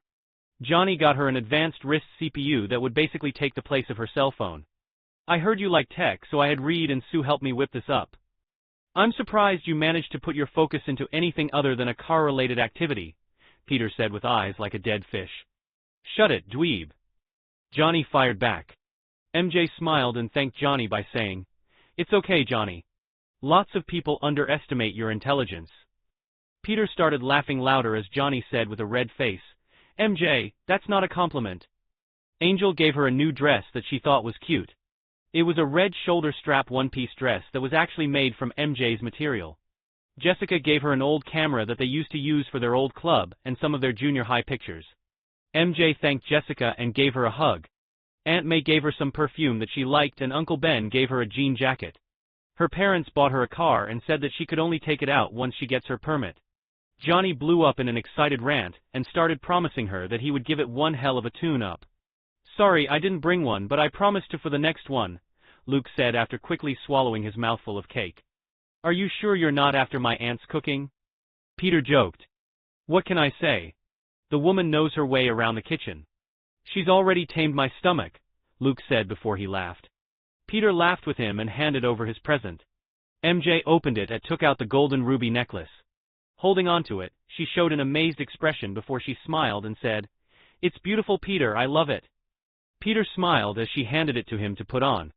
Placing it around her neck, MJ held onto it with a blushed face. Johnny looked at the present, nodded his head and gave a thumbs up to Peter, who in return swayed his head side to side when he saw all the stares coming his way. The group went home after celebrating till the sun started to set. Peter and MJ held hands as they decided to take the long way home. Unfortunately, their romantic evening was cut short by a random mugging. MJ sighed and looked at Peter before she said, "This asshole just had to go and ruin my day." With a quick suit up, the two stopped the muggers and went out on patrol for the rest of the night. As they stared over their city from the highest building in the area, Peter held his arm around her shoulder as they sat with their feet hanging over the ledge and said, "After we graduate, I think we should look for a place to live. We both have money, but I don't want anything too big." MJ smiled and said, "I know, what's with those people that live in giant houses, too much work, you'd have to hire cleaners and it would feel lonely when no one is home." Peter and MJ continued to talk about their future, and after a while they decided to head home. The next day, they took out the first superhero that they trained to see if they could handle a simple patrol. Iron Fist and Luke had managed to score well enough to take them on a mission. Since it was their choice, Peter and MJ decided to test them. When he notified Fury, he assigned them a light mission. They were to infiltrate an underground weapons smuggling ring and take them out without making a mess. Chapter 25, Issue 25, Avengers Initiative Part 7. Peter and MJ sat back a distance away, watching their actions from afar, all while judging their performance with complete seriousness. Danny and Luke handled it like pros. They singled out a drug runner and pressed him for information. After learning where they could find a higher-up with better info than a street pusher, they too worked their way up the ladder until they were face to face with none other than the Shocker. They were sneaking inside a warehouse where they were storing the guns. Peter was impressed by how they handled the situation. First, they took out Shocker before he could ever get a shot off. Then Luke took to guarding Iron Fist from bullet spray, helping Danny jump around while disarming and subduing the gun runners. Every time a bullet was aimed at Danny, Luke stood in front of the attack, either taking the gunman down with a single blow or letting Danny knock them out while turning his attention towards another gunman. After a few minutes, the entire gang was taken down. They compiled the evidence the two found and sent a copy to the NYPD through SHIELD's credentials. After destroying the guns and ammo, the two met back with Spiderman and Spider-Woman to receive their job well done. However, the Spider duo only gave them harsh criticisms. "Really too much noise, and although your combo was good, what would have happened if an innocent was standing outside of the building?" Peter shouted. "You should have cut the power before entering, that way they wouldn't be motivated to fire their guns in the first place. Shooting in the dark is a bad idea because it's easier to hit friendlies, and even the dumbest grunt knows this," MJ commented. It was clear that their words rang true, and they felt rather depressed. However, before the two could show a mopey face, Peter said, "You still pass, but barely. Of course, you still have to continue their training at S.H.I.E.L.D., but at least now you can patrol on your own," MJ added. Peter and MJ headed home that night after deciding on letting Jessica and Angel take on a mission. The next day, Peter contacted Fury and told him how Iron Fist and Power Man performed. "They're a little rough around the edges, but they're shaping up just fine. A few more months of training and they'll be ready. Although Jessica and Angel can't completely control their powers yet, they've come a long way, and I think they're ready for their mission." Fury nodded his head and gave out a mission to test the girls. Their objective: to find a SHIELD scientist that had gone missing a week ago. Jessica and Angel were another matter altogether. Their abilities made them far more destructive as a team. Peter had to watch over them very closely so things didn't spin out of control. The next day, MJ and Peter tailed behind the two just like they did for Danny. Jessica showed her skills as a detective and managed to track down the last known footage of the target. She had walked into a restaurant, an expensive one. While they watched the footage, Jessica and Angel saw something strange happening as a man with purple skin walked in and ate for free. He stared at the SHIELD scientist and sat at her table. The lady went to reach for her gun, when the man held out his hand and said a few words. The woman retracted her violent attitude and sat back down to talk to him. After a bit he left with her without anyone caring for the fact they just skipped out on paying for their meal. They tried to track them down but lost them somewhere in Midtown. Jessica and Angel then began checking around on foot, bringing around a photo of the two to every hotel and restaurant in the area. It took a few hours, but they finally got another lead. The two found a room full of women that hadn't moved in days. They were covered in their own shit and piss and crying their hearts out. Peter, when seeing this, knew who was involved, and began going over the information in his head. Zebediah Kilgrave, also known as the Purple Man, was once a Croatian spy sent on a secret mission to steal a special experimental nerve agent. But he got caught. One of the guards tried to shoot him but missed hitting the tank the gas dousing him with. When he got hit, it turned his skin and eyes purple.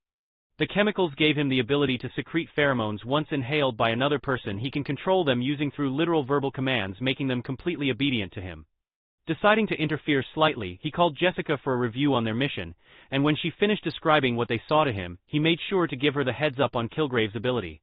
Listen, this guy could be a telepath or something else that allows him to control others by verbal commands. If you encounter the target, take him down first and ask questions later in a controlled environment. After giving them the advice, he backed off and returned to MJ's side.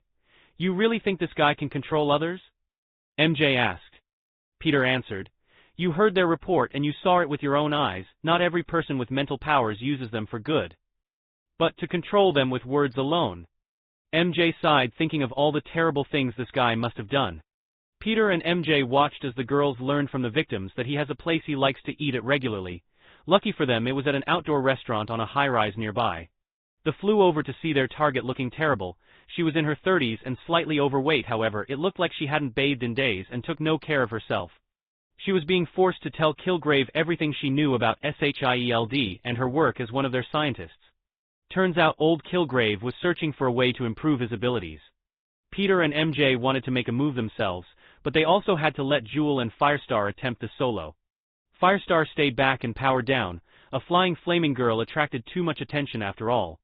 After landing and turning her suit into something more comfortable, she paid for a meal to eat with Jessica.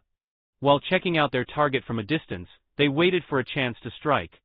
Once finished his meal, he ordered the girl to jump off the ledge and began walking away. Seeing their target about commit suicide, Firestar jumped off the ledge, capturing her as she turned her legs into a jet and landed on the ground safely. Jessica made her move and threw a dish tray at his head, knocking him out and making him fly into a wall face first, losing his front teeth. However, before Jessica could get close enough for her to cuff him, Peter jumped down and shot a string of symbiote into his neck. Extracting the nerve agent from his body, Kilgrave had his color soon return to normal along with the vanishing of his power. Peter then copied the formula and stored it in his suit's memory before using a blast of white-hot fire to burn the chemicals in the air, destroying the product that gave Kilgrave his power. Sorry about that, you can take him now. Our suits detected a nerve agent and I had to act. His ability travels by airborne pathogen, and I didn't want to risk him escaping later, Peter said as he waited for Angel to return with the scientist. Grabbing Kilgrave, he turned to the crowd and said, Sorry about that, this man is a wanted criminal. We'll be taking him into custody. Have a great night. Peter webbed up Kilgrave and moved to another building to congratulate Jessica and Angel for completing their missions. You were watching us? Jessica asked. We watched Iron Fist and Power Man as well, MJ added. Peter laughed a little before saying, You girls did well, better than expected really. Just like Power Man and Iron Fist, you both are official SHIELD agents. However, you still have to continue your training. Angle and Jessica gave each other a high five and said, We did it. Peter laughed as he pointed to Kilgrave and the abductee. Still have to get him back to confinement though, and return her to SHIELD. When the lady heard that they were from SHIELD, she started crying and thanking them profusely. What did you copy the formula for? MJ asked. I thought it might be handy in making a truth serum. Lord knows we'll need it someday to extract information from tight-lipped criminals, Peter replied. After watching the girls leave, the two headed home, happy that their work was mostly done. Peter especially, because once he returned to his lab, there was a large crate sitting by his desk.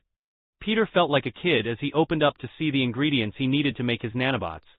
He had begun taking a micro piece of each of the elements. Using his control over metal, he took a tiny piece of adamantium and vibranium. The first step was making proto-adamantium.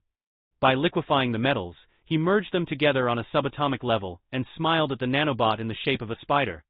Next was adamantine. After fusing the three together, the material turned cobalt blue, and had an incredible flexibility to them now. Congratulations, Parker, you just created a new element. I know I can do better than potassium. How about M-Titan alloy? Peter said, smiling in joy. Next, he pulled out copper, gold, and several other materials to create the circuitry and complex power routing system. He needed an extremely powerful and tiny power source. His plan was to make it so they could operate off of bioelectricity and solar energy, but he still had to design a reactor. Thanks to learning quite a bit Tony's reactor, he had an idea of the type of power source he wanted to build.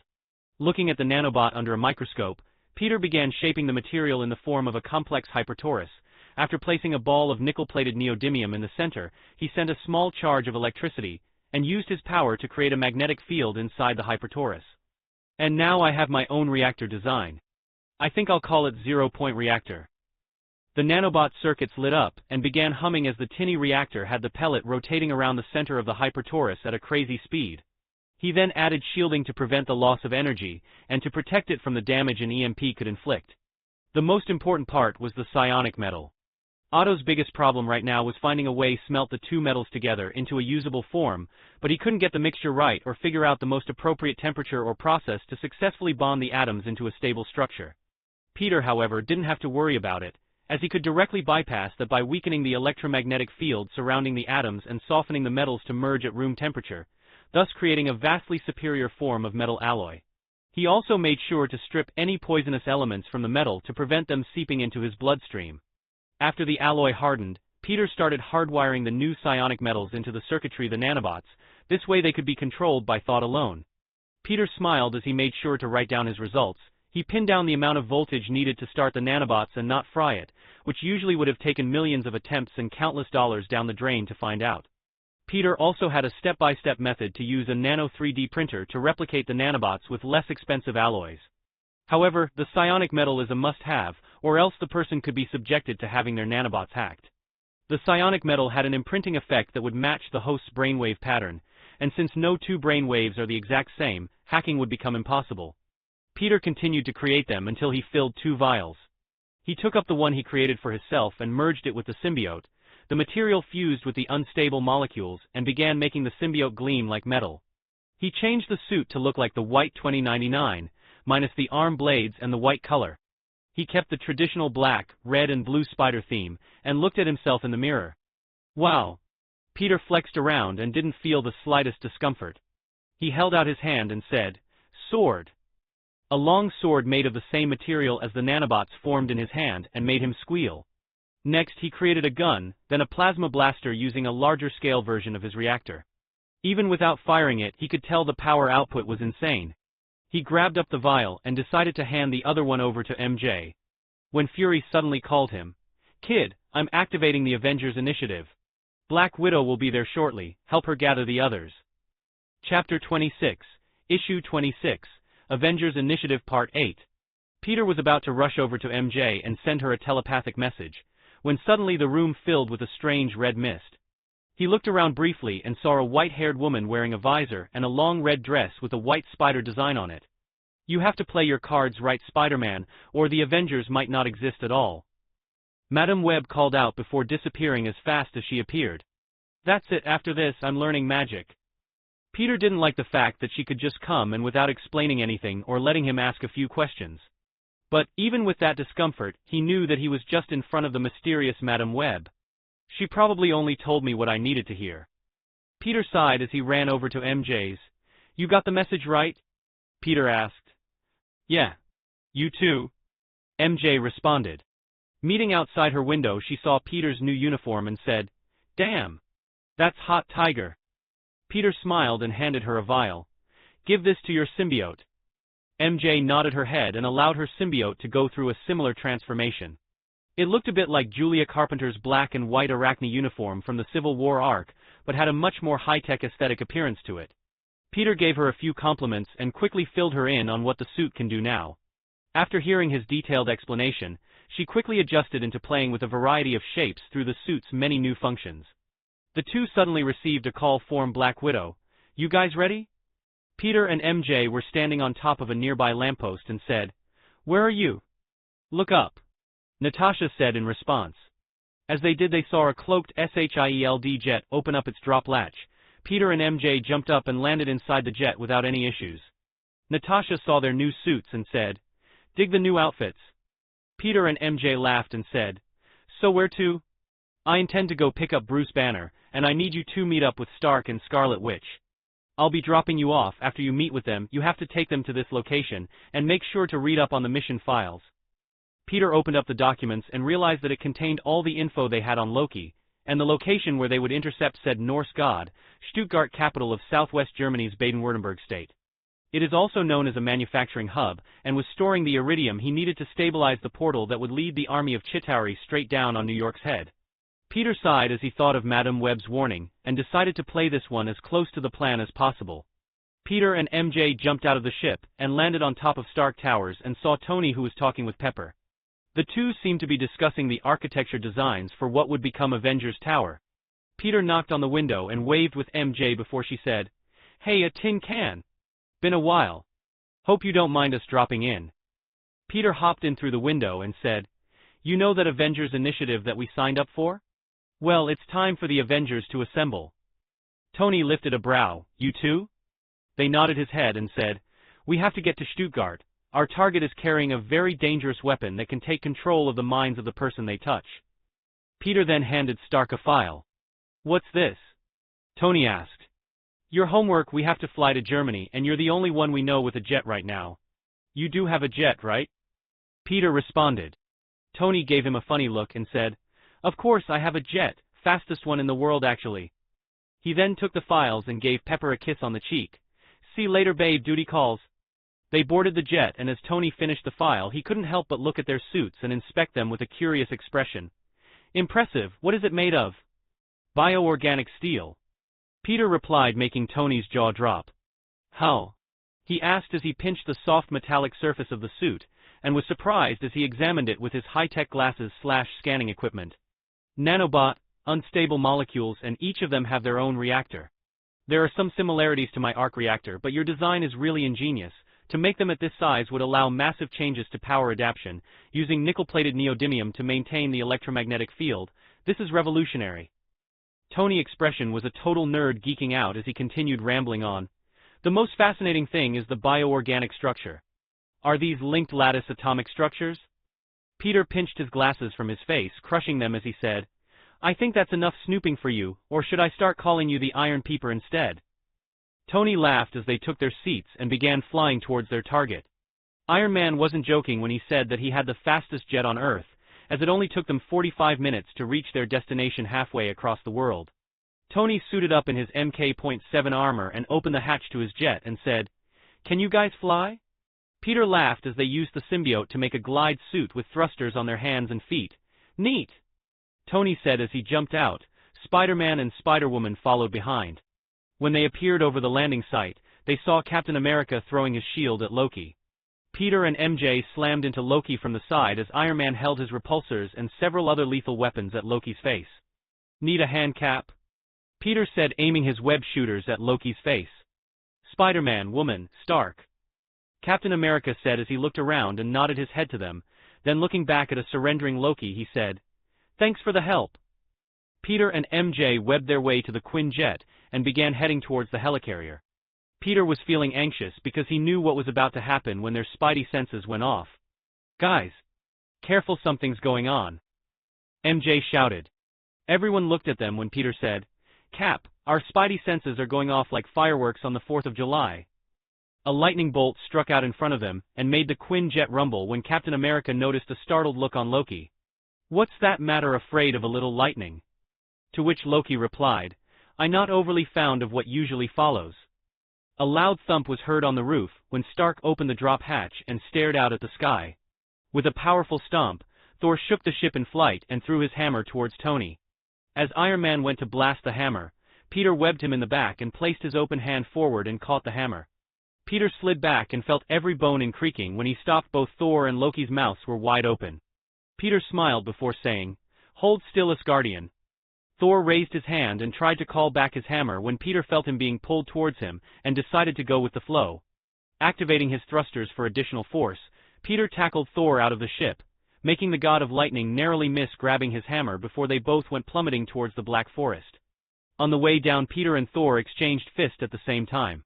Peter nailed him in the stomach, and Thor punched the spider hero in the face. The blow caused Peter to flung back with intense force, but the hero recovered quickly and managed to web Thor. Then, with all his strength, Spider-Man pulled himself back over with both of his feet rocketing towards the Norse god and hitting him dead center in the face. Thor's head flung backward, but before he began rotating through the air, he grabbed Spider-Man's ankle and pulled him down to receive Thor's uppercut to his chin. Peter gritted his teeth through the pain and slapped Thor's ears with his hands while delivering a powerful chi attack that created a small sonic boom. Thor's grip loosened as he grunted in pain, the thunder clap still causing him great discomfort. Peter activated his glider suit setting and leaped back high into air before repositioning himself. He placed his arms out like Superman and activated Johnny's Nova Burst on a smaller scale, localized only at his thrusters. A loud boom was heard as he ran into Thor's stomach and sent them crashing into the earth, knocking over several trees and destroying boulder-sized stones as he pushed the god of lightning through them. Peter jumped out of the wrecked terrain just quick enough to avoid Thor's grasp and landed on a nearby tree. Spidey Ninja on the scene, Peter said as he made a poor imitation of an anime hand sign before he began launching webbing out towards Thor. A lightning bolt intercepted his webs as Thor held on to Mjolnir and shot out another lightning bolt at Peter. In response, Peter rose his hand up and grabbed hold of the lightning bolt and attempted to absorb it. Peter felt a surge of strange energy start to enter his body and cause havoc. However, his regeneration kicked in as he searched for a way to engulf the foreign energy. Peter suddenly tried to focus it into his chi by activating his Venom Blast, but suddenly he felt his lighting gene grow stronger and his chi more bountiful. Oh, I can use chi like this? Of course, chi is the essences of life energy, and genes are just the template it exists on. Why can't chi be used to better improve upon certain mutations?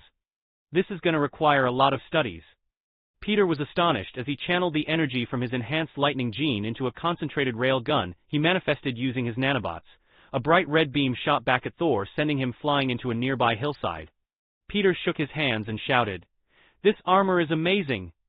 Webster then responded, "Thank you for the compliment, Peter, but the enemy is holding back his strength. Be wary." Hey, I don't know if you can hear me, but could we talk this out, man to, godlike alien? Or is it just God if they're godlike? Peter stayed vigilant as Thor jumped back at him faster than ever before. The hammer came inches away from his face before Iron Man and MJ came flying down after them. Without wasting any time, MJ webbed the god's eyes while Tony punched Thor in the face. Thor, who was seriously getting pissed, raised his hammer and jumped at Peter. Suddenly Captain America got in between them and blocked Thor's attack, sending shockwaves throughout the area. Everyone fell back and jumped back onto their feet when Peter altered his suit into a massive microphone and said, "Stop! You're Thor, right?" Peter shouted. Thor looked to him and said, "Yes, what's it to you, bug man?" Peter grunted. "First off, you dumb blonde Viking oaf, spiders are arachnids. Secondly, as a visitor from Asgard, I hope you're not trying to pick a war with Earth Realm, Air Earth, no, you guys call it Midgard. I know Loki is your brother, but he stole a precious object and destroyed an American base, killing 80 people during the process. 80 people lost by your brother's lack of humanity, hundreds that will never see them again because of his actions. Loki is a criminal and will be treated as such." "How'd you know who he was?" Tony asked. "Don't you know your Norse mythology? Thor and Loki have always been at odds and they're brothers," Captain America said, looking at Tony with a sly expression. Author note, only in Marvel is the original mythology making Thor and Loki brothers. He's more like Odin's brother and Thor's uncle in the actual lore. "I was more into Greek mythology myself," Iron Man countered. Thor was stunned at the Spider-Man when he said, "Loki will be tried in Asgard." "Not without handing over that cube, he isn't," Tony stated, raising his repulsors at Thor. Thor was about to attack again when Peter said, "Look, if you want to come with and talk to your bother, we can allow that, but he stays in our custody for now." Thor grunted and saw the Avengers standing around him and said, "Fine, but I still think you should hand Loki over." As they managed to calm down the Asgardian, Thor walked up to Spider-Man and said, "You fight well, little spider person. In Asgard, you would be hailed as a mighty warrior. Name Spider-Man, your friendly neighborhood Spider-Man." Peter held out his hand and Thor shook it. "Interesting metal. Is it adamantine? I haven't seen that since my days on Olympia." Thor looked at his armor in fascination. Since he knew that the metal his hammer was made of had many similar properties, He was intrigued to wonder how a mortal managed to craft the material without a powerful enough forge like Nidavellir. Peter was about to respond when he felt something inside his body thump. The residual chi left over in his body had poured into his spider gene and caused it to grow stronger. He saw the image of a massive web stretching across the cosmos, and then he felt his body temperature skyrocket as he passed out. Suddenly his symbiote turned into a webbed cocoon, as Peter felt his mind drift towards a large empty place, where he saw a massive spider-woman type being with 4 eyes and the bottom half of as a spider. Champion is the name of your totem, do you accept? Chapter 27, Issue 27, Avengers Initiative Part 9. Spider gods are cosmic entities like the Beyonders and Galactus. They only appear as the host would imagine them, so Peter tried to imagine a much more hospitable form when the speaker suddenly turned into MJ. Peter shook his head and then watched as she turned into a form that is similar to Madame Web, but much younger in appearance. Okay, now this I can talk to. I take it you're a spider god/goddess, right? Peter asked when the spider god repeated her phrase. Thy totem is champion. Dost thou accept thy place amongst the totems?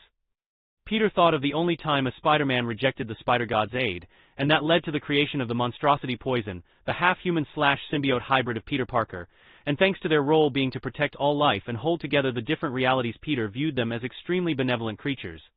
There were many higher beings such as these, for example the Beyonders and the beings known as those who sit above in shadow, but they fed off of different things, whereas the web of life spread as much as they absorbed. Peter nodded his head, accepting his role as he said, Yes, as long as I don't turn into some spider monster, and as a godlike being yourself should know what I'm talking about by looking like a monster. The woman smiled and waved her hand, engulfing Peter in a web cocoon in this realm as well. Meanwhile, during all the commotion, everyone pointed their weapons at Thor and said, What did you do? Thor looked at Spider-Man in amazement, as he felt an ancient power that was no weaker than his father's Odin force. He looked to the others and defended himself by saying, It seems the young spider has gone a spiritual journey. A totem god calls his name. A very old and powerful pantheon must have looked on in favor of his actions. Please do not fret over his condition, for it is a gift he is receiving. MJ still looked very worried when Iron Man picked up the cocoon and said, We'll take him with us and run some tests on the helicarrier. However, that would be impossible for the current Tony Stark, as the symbiote would protect Peter from any of his scans. MJ nodded her head and followed them back to the ship. While Thor was given time with his brother, he began to argue with Loki and begged him to give up the Tesseract and his insane mission, but they had reached an impasse. After their talk, he brought Loki back on board and said, I'm coming along. Loki looked around at the heroes before them and grinned, but when he looked at the cocoon his eyes bulged. Something you know about, brother? Thor asked, tightening his grip on his hammer. No, just a silly superstition. Loki said, turning his head towards MJ. Tony then said, Isn't that kind of funny? A god talking about superstition. If you know something about this, why don't you prove it? Thor asked, taunting Loki. To which Loki replied, Please, as if that childish provoking would work in a real-life scenario. Well, if you don't know, you don't know. Thor crossed his arms and leaned back against the Quinjet and had a smug look on his face when Loki said, Really, you don't remember the legends Faf Odin used to speak to us of? Of course you don't, you were probably off killing something. Thor frowned when MJ webbed his mouth shut before saying, If you aren't going to say something useful, then you shouldn't say anything at all. Thor laughed at his brother's predicament, making Loki stare daggers at MJ as he tried to speak in muffled tones. She ignored him as they flew towards the helicarrier and landed, meeting with the SHIELD agents that took Loki into custody. MJ was sitting next to Peter and was carried into the lab along with Loki's staff and Bruce Banner. Who's this? Bruce asked Tony, who was putting Peter on the table, undid his armor and said, A friend, can you help run some scans on him? Bruce walked up and tapped the metallic surface and held a device over it. Odd, I've never seen an alloy with this composition before. Stark, can you remove this webbing? Tony, who still had his Iron Man glove on, focused a small laser on the webbing. However, it was no use. Damn, this is some tough stuff. Tony groaned in frustration seconds before Thor's booming voice was heard. As I said before, you have nothing to fear. Your Spider-Man will be fine. Loki should be your main concern. He plans to bring an army to this world and exchange the Tesseract to rule over it. At that moment, Fury stepped into the room, said, I agree, right now we need to focus on finding that Tesseract. Dr. Banner, any luck on that? Banner turned around and scratched his head as he said, Actually yes, the stuff you brought in might be able to lead us to the ones that he controlled, as they should emit a similar radiation signature. Then please continue to work on that.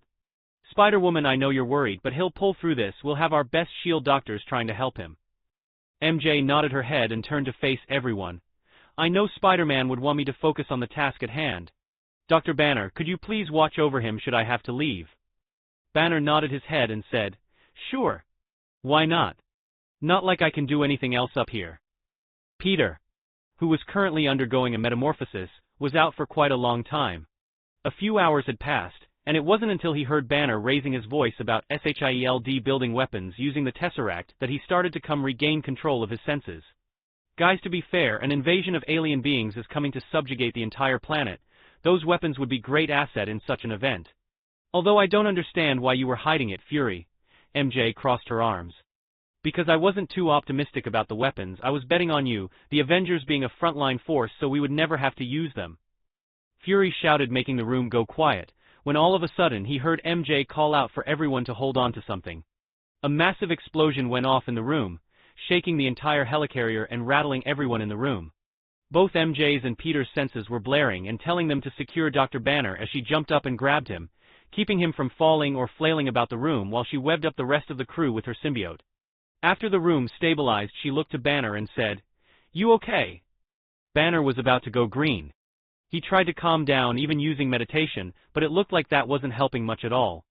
MJ looked desperate when she thought of the only thing that might work. She peeled back her mask and said, Please calm down, Dr. Banner. We can't have you running wild with so many lives on the line. You're a kid. Bruce seemed to have found something to take his mind off the environment. Seeing that he was gaining back his focus, MJ smiled and said, I'm 17, thank you very much. In some cultures that's considered an adult. Bruce laughed a little and said, Thanks.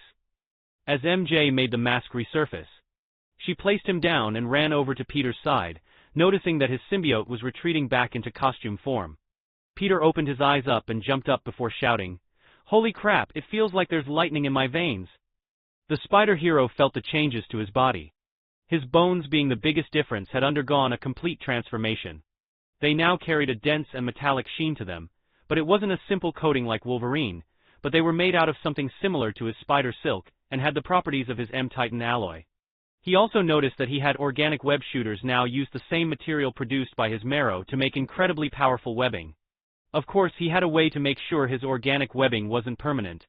He would simply have to destroy the webbing with his powers. By disabling the van der Waals forces surrounding the material, he could disintegrate them via removing the electromagnetic field around them and scatting the web's atomic bonds. He could also collect it and use it as material.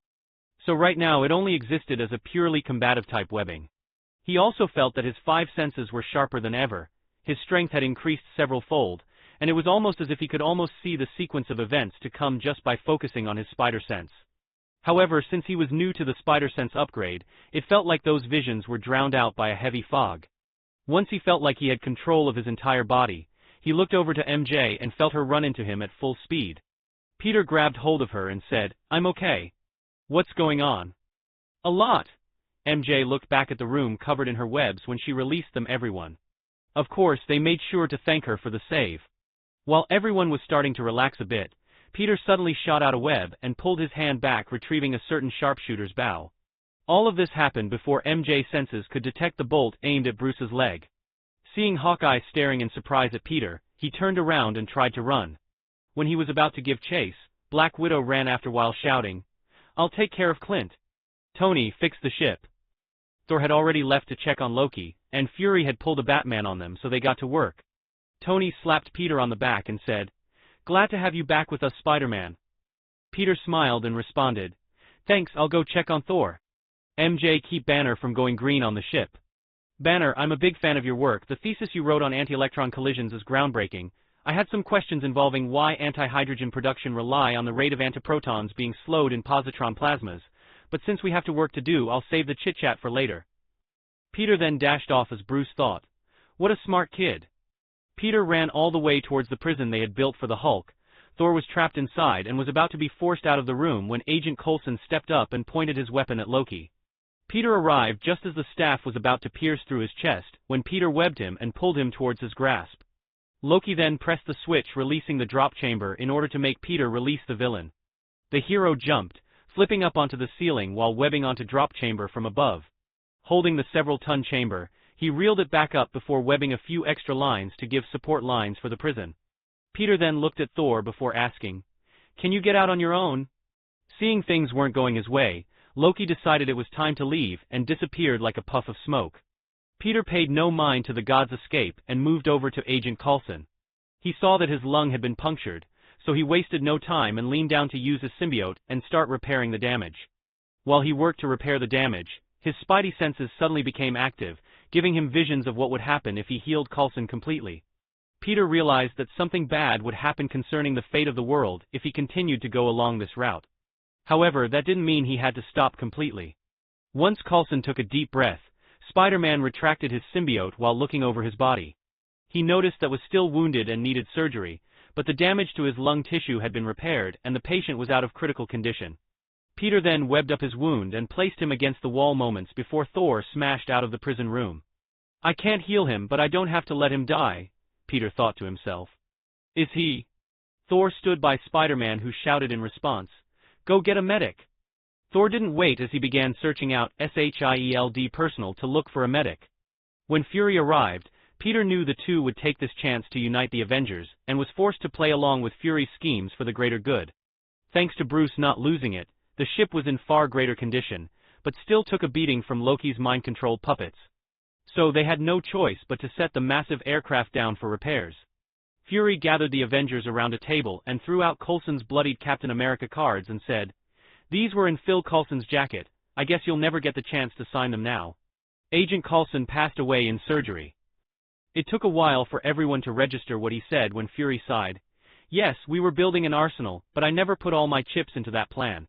No, I was playing something even riskier. Stark knows this as the Avengers Initiative." Fury walked around them as he continued to explain. "The idea was to gather a group of remarkable people, to see if they can become something more.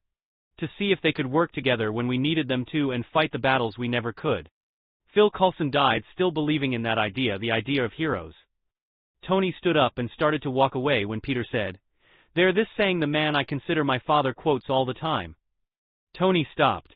"Each of us has powers and abilities that no other normal person has, whether it's super strength, insane training, or super brain power, and with each of our great powers comes great responsibility. Right now we have a responsibility to put aside our differences and work together to save our world, and to do that we need to look past ourselves and see the bigger picture." Chapter 28, Issue 28, Avengers Initiative Part 10.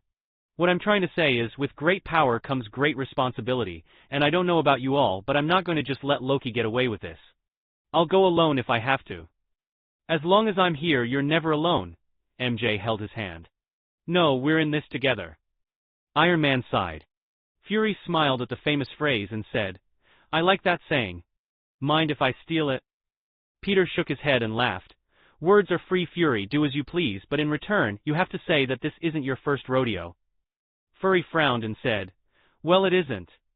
Peter chuckled as he stood up and said, "According to the mythology, he's cocky, a showboat, and loves to be the center of attention. Hey, he kind of sounds like you, Tony. I don't suppose you have any idea where Loki might be headed?" Tony was tapping his finger on the table and said, "I might if this Loki guy is a showman like me." "He is, right?" Thor nodded his head when Tony looked at him for answers and said, "The biggest ego in Asgard." "Well, if I were going to perform an invasion and I wanted everyone to see, well, I would, that son of a bitch." Tony figured out where Loki was going to do this and started cussing up a storm. They then began their plan of assault. Thor and Iron Man decided to stall Loki for as long as they could while Bruce and Black Widow took care of the portal. Peter and the rest would be on crowd control and civilian rescue. Spider-Man then looked to Fury and asked, "Can we warn the people somehow, like using the civil defense siren?" Fury looked to him and said, "It's no good from here, our communication systems are down and we can't connect with any outsiders right now." Peter looked to Stark and said, "How about you, Stark? Think you can hack into the emergency warning system and activate the sirens?" "Already on it, Spider-Man." Stark said was tapping away at the table showing his glasses run a computer code script. After activating the alarm they set out heading towards Stark Tower. Along the way Peter called up the future defenders and sent them a warning. "Something big is about to go down, alien invasion big. Do your best and save as many people as you can. You can use the old bomb shelters and subway tunnels to start helping evacuate the citizens." "Are you for real?" Luke said with a bit of worry in his tone. Yeah, this isn't a drill, as of now we're at war with another world. Luke, you're in charge of the group, take care of your team. Suddenly a massive surge of energy swept out over New York. The sky lit up as a ring-like portal opened up and hundreds of Chitauri began their assault. Peter and MJ took off along with the rest of the ground forces. Spider-Man didn't need to wait for the order and just reacted. As he began webbing up the Chitauri and crashing their vehicles into each other, he hopped from building to building making sure to help evacuate the civilians and lead them to safety. An explosion went off as a group of Chitauri were about to take down the whole building. However, Peter webbed up the damage area and used his suit to make a group of drones that would target any Chitauri nearby him. In the heat of combat, he grabbed hold of a family by webbing their waist together and began transporting them to the underground transit system with swift jumps and swinging motions. Once they were safely on the ground, he gave them directions to the nearest bunker and told them to get to the bomb shelters before returning to evacuate more. MJ was swinging around taking out Chitauri left and right. She saw a group of kids running from the laser attacks and webbed up a dome to protect them while she took out the aliens.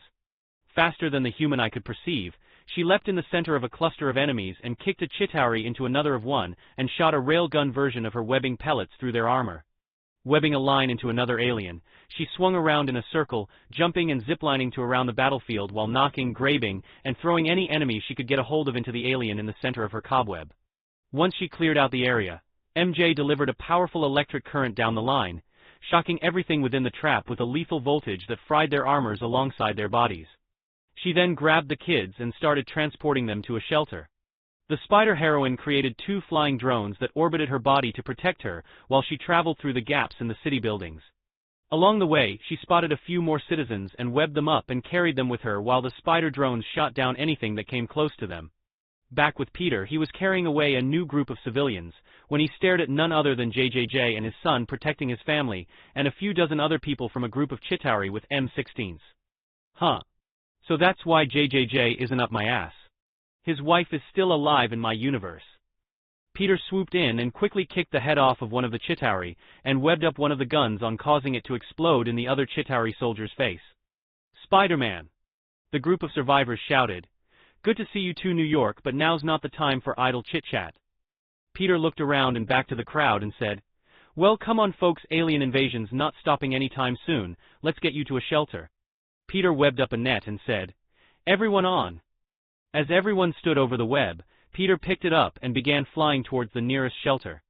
Along the way, every civilian he found, he webbed them up into the net as his automated turrets dispatched the nearby enemies.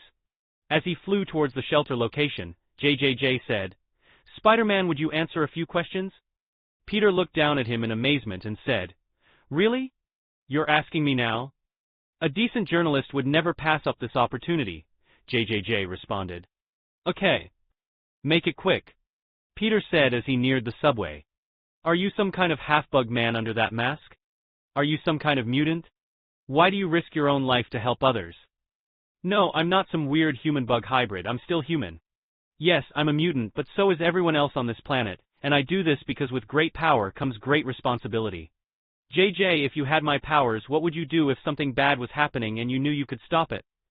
But why the mask? JJ asked as he knew he was almost out of time. Have you seen the freaks I fight? They have superpowered abilities, tech you can't even imagine, and they all share one thing in common, they want Spidey dead. I may be superpowered, but my loved ones not so much. Are you getting the picture yet, JJ? And besides, Peter landed next to the subway tunnels. The mask is pretty cool. Peter flew away after sealing up the entrance with his webbing. Along the way an explosion occurred as Peter saw a young black kid, around a few years younger than him, falling from an apartment complex window. Peter webbed him and pulled him back up as he jumped inside the building. Shooting out his webbing, he held up the damaged part of the building and began grabbing the family as he leaped over to a nearby building. He then started to clear out the enemies in the area while saving as many lives as he could. After taking this batch to a shelter, the kid who fell from the building hugged him and said, Thanks, Spider-Man. Peter looked at the kid and thought he seemed familiar when the boy's father shouted, Come on, Miles! Spider-Man has more people to save. Peter's eyes widened as he looked at his universe's Miles Morales walking away with his dad. Whoa. Wonder if he'll still become a Spider-Man in this world. Well, only time will tell. Up at the top of Stark Towers, Bruce was knocked off the building by a random Chitauri and transformed into the Hulk to survive the fall. when he landed and saw the chaos around him. The angry green giant didn't even pause before he started smashing into the Chitauri invasion force. Peter had just cleared out a block, when a Chitauri warship came zipping through the portal. While it was flying overhead, he activated his magnetic control and turned the first ship around before he started ramming the ships into each other. A massive explosion went off as the ships came crashing down over New York. Peter captured all the metal and used it as projectiles against the cover of the portal. Suddenly, Peter heard a loud roar and saw a green dot flying towards another warship, and began ripping it apart with his bare hands. Peter laughed and said, "Good to see you, big guy." The Hulk looked to Spider-Man and said, "You no afraid of Hulk?" Peter laughed as he said, "Why would I be scared of you? You don't hurt people who don't hurt you, right? Bugman smart." Hulk said, laughing as he slapped Spider-Man on the back, sending him flying into the ground. "Ops," Hulk said, looking at the small crater made by Peter's body. Peter felt a surge of pain ripple throughout his body. Thankfully his suit absorbed most of the damage. If he hadn't been wearing it, he swore that every bone, muscle and organ would have been ruptured or broken in some way. Peter jumped back up and surprised the Hulk before saying, "Easy, big guy, I'm squishy compared to you, and it's Spider-Man, not Bugman." While he brushed the dust off him, the Spider Hero turned to the remaining ships invading their world and said, "Want to have a competition to see who can take out the most?" No sooner than the words left Spider-Man's mouth, a bolt of lightning descended on a nearby warship, causing it to fall towards the ground. Peter quickly webbed up the giant monstrosity with his organic webbing and safely landed at Central Park. Now, any survivors in the ship wouldn't be able to get out to cause havoc, not to mention he would later claim this tech as his own. Peter heard Thor laughing. "Can I get in on this competition as well?" "What about Loki?" Peter asked. "He's been incapacitated. They're working on closing the portal now. We just need to buy them time."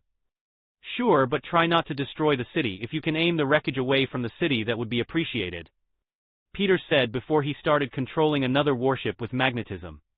Suddenly all the Chitauri inside his captured vessel were shot out the whale-like ship and were thrust back through the portal, left to float away dying in the void of space. He then pulled the massive ship to the ground and webbed it up like his other one. However, unlike the other, he now had a captured, perfectly intact spaceship. Next, he focused all his attention on destroying the warships. He began slamming the ships into each other like wrecking balls and tossing them through the portal with his ferrokinesis alone, while Thor and Hulk were completely destroying the ships like they were made of paper.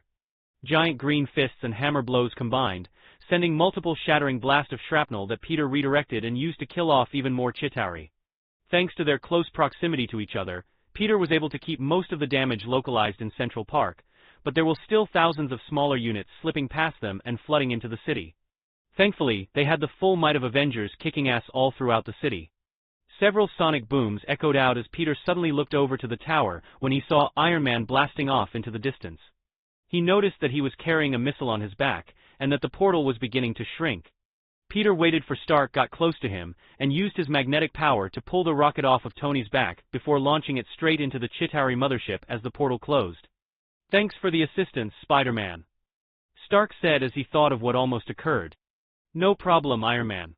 Let's clear out all the stragglers," Spider-Man said as he looked to the remaining Chitauri forces still fighting on the surface. They jumped into action as they started killing off the stragglers. Captain America was standing in the center of a street, teaming up with Black Widow and Hawkeye as they took down enemies left and right. Bullets flew from Natasha's wrists, arrows shot out alongside a shield that bounced off enemy combatants, and dozens of Chitauri soldiers perished under their melee attacks. Peter jumped in and created a series of turrets that began to assist them. Tony shot everything in sight, and MJ webbed in taking out dozens of Chitauri at a time. The Hulk and Thor teamed up smashing down any remaining warships when Peter even noticed the defenders way off in the distance supporting the people and taking out some enemies of their own. As they joined together and faced down the last wave of Chitauri, Tony said, "Hey, there's a shawarma place not too far from here. Anyone else want to try it after this is all over? I've never had it before." "Oh. New Avenger rule, you pick the place you're paying," Peter shouted. Yeah. I'll pay," Tony said as he put his helmet plate back on. "Okay, then let's do this," MJ shouted as they charged into the battlefield. Peter jumped in as fast as he could, punching, kicking, and using his powers to his fullest extent. Bones snaped, radiant green blood gushed from within the armor that was crushed under the weight of his heavy blows, limbs and organs reduced to dust through martial technique alone. Spider-Man held nothing back against the alien invaders and showed the new power he was granted by his totem in full. Thor shouted as he slammed his hammer through a wave of Chitauri, sending them flying around like rag dolls. Lightning tore through them while the hammer turned them into pulp, and throughout the whole slaughter, Thor's face was vibrant and full of joy. MJ really showed off her inventions as she created several types of cannons: fire, sonic, electric, vibration. The blasters were direct and focused, so the Chitauri armor never stood a chance as the shots slammed through their bodies. She knew more than anyone that holding back now would likely result in her death. It was her first war with an alien species and couldn't afford to pull her punches. Cap threw his shield, cutting through Chitauri soldiers before MJ webbed onto it and began swinging in a circle. As the shield cut through more enemies, she let go and let the shield fly towards Peter. In response, he webbed it up and bounced it back to Captain America, taking out a few more aliens before the American hero caught it and jump-kicked a Chitauri's head off. Iron Man fought alongside Thor and Hulk, shooting down targets from a distance and covering the two every chance he got. When another ship tried to get close, Thor actually managed to pick up the Hulk and threw him into a horde of enemies. While the angry green giant crushed them easily, Tony and Thor shot lightning strikes and lasers at their targets from a distance, wiping out dozens of enemy combatants with every blast. After a few hours of this, they all stood back to back panting after attacking. The final Chitauri soldiers fell before them. "Okay, that's it. I can't take any more. I'm starving," Tony shouted. Now that the battle had ended, Peter then said, "Let's go eat and then deal with the cleanup right after." Peter pointed to the half-destroyed city. "We can't just leave a mess like this. I'll lose my friendly neighborhood title." Chapter 29, Issue 29, Avengers Initiative Epilogue. "Right, I'm sure I can help with that," Tony groaned as some of the bruises on his body ached. "Food first, fix city later, maybe see a doctor first." Before going off to the restaurant, Peter made sure to call his aunt and uncle. The moment they picked up, a wave of relief overcame him when he suddenly heard their panicked voices. "Peter, are you okay? You're not hurt, are you? Where are you, kid? You in a safe place?" Peter smiled as replied, "I'm fine, you too? I'm with MJ, we're at a bomb shelter somewhere near the Brooklyn. Is everything alright over there?" Aunt May sighed in relief. "We were brought to a bomb shelter by someone calling himself Power Man. MJ's parents are here too." "Aunt May, me and MJ are going to be late. The city's going to be hectic for a while, and there's a lot of people that need help. We be as careful as we can, but we also have to help the people here. Is that okay with you?" Peter asked. "Actually, the situation isn't that different over here. Ben keeps running around all over the place helping everyone we can, and since MJ's dad is a cop, he's going to be around us helping as well. Can you get home all right? Is there police there that you can move around with?" Aunt May responded. "Yeah, there are some authority figures here with us. What about you? Are you going to be able to get home all right?" Peter questioned. "No, the roads are messed up, jammed, and crowded. There is a shelter nearby that's housing people. I think we'll be stuck here until tomorrow. Love you, stay safe out there, and don't forget to call every few hours." "Love you too, stay safe out there." Spiderman said his goodbyes when he noticed MJ had her phone out too. After hearing her parents were okay, she felt like a 20-ton weight was lifted from her shoulders. She then breathed a sigh of relief and said, "Don't let anything happen to Mom. Take care of her, Dad. I love you guys and I'll see you tomorrow." They hung up their phones and leaned against each other. "Hell of a day," Peter said as Tony showed them the restaurant and went inside. MJ chuckled as she rested her head on Peter's shoulders and said, "That's underselling it a bit, don't you think?" "Just a bit." Peter pinched his finger and thumb together. Well, I don't think there's a word big enough to explain how relieved I am. We did it, Peter, we saved the world from an actual alien invasion." "Yeah, I guess we did. Now let's eat." "Get us one of everything," Tony said as he looked at the guys that came out of hiding. The cooks looked at each other and shrugged their shoulders before getting to work. While the group was sitting around a table eating their meal, Peter finished his meal and said, "Not bad, better than I thought it would be. Now, let's start talking war relief effort." The spider hero then turned his head to Stark and said, "Since we have the tech and know-how, I'm sure Stark and I can cook something up in the lab to help repair the city, maybe even improve it so it will be safe from supervillains and other attacks in the future." Stark lifted a brow and said, "Repairing we could probably do, but upgrading? Well, even I don't have enough liquid assets for that kind of job." Peter made a bit of his organic webbing. As the cobalt blue webbing came out, he pulled over a cup and weakened the electromagnetic field around the webbing's molecules and caused it to shift into a semi-liquid form. Handing it over to Stark, he said, "How durable do you think an object would be if you coated it in this?" Tony scanned the material and was absolutely fascinated by its structure when he said, "How much of this stuff do you have?" Peter grinned and said, "As much as we need." Peter wasn't about to tell him that the unique webbing was created inside his bone marrow. Because of the unique structure of his organic webbing containing properties of his M-Titan alloy, it had psionic, magical, and physical durability that was just at the same levels of the adamantium, and vibranium.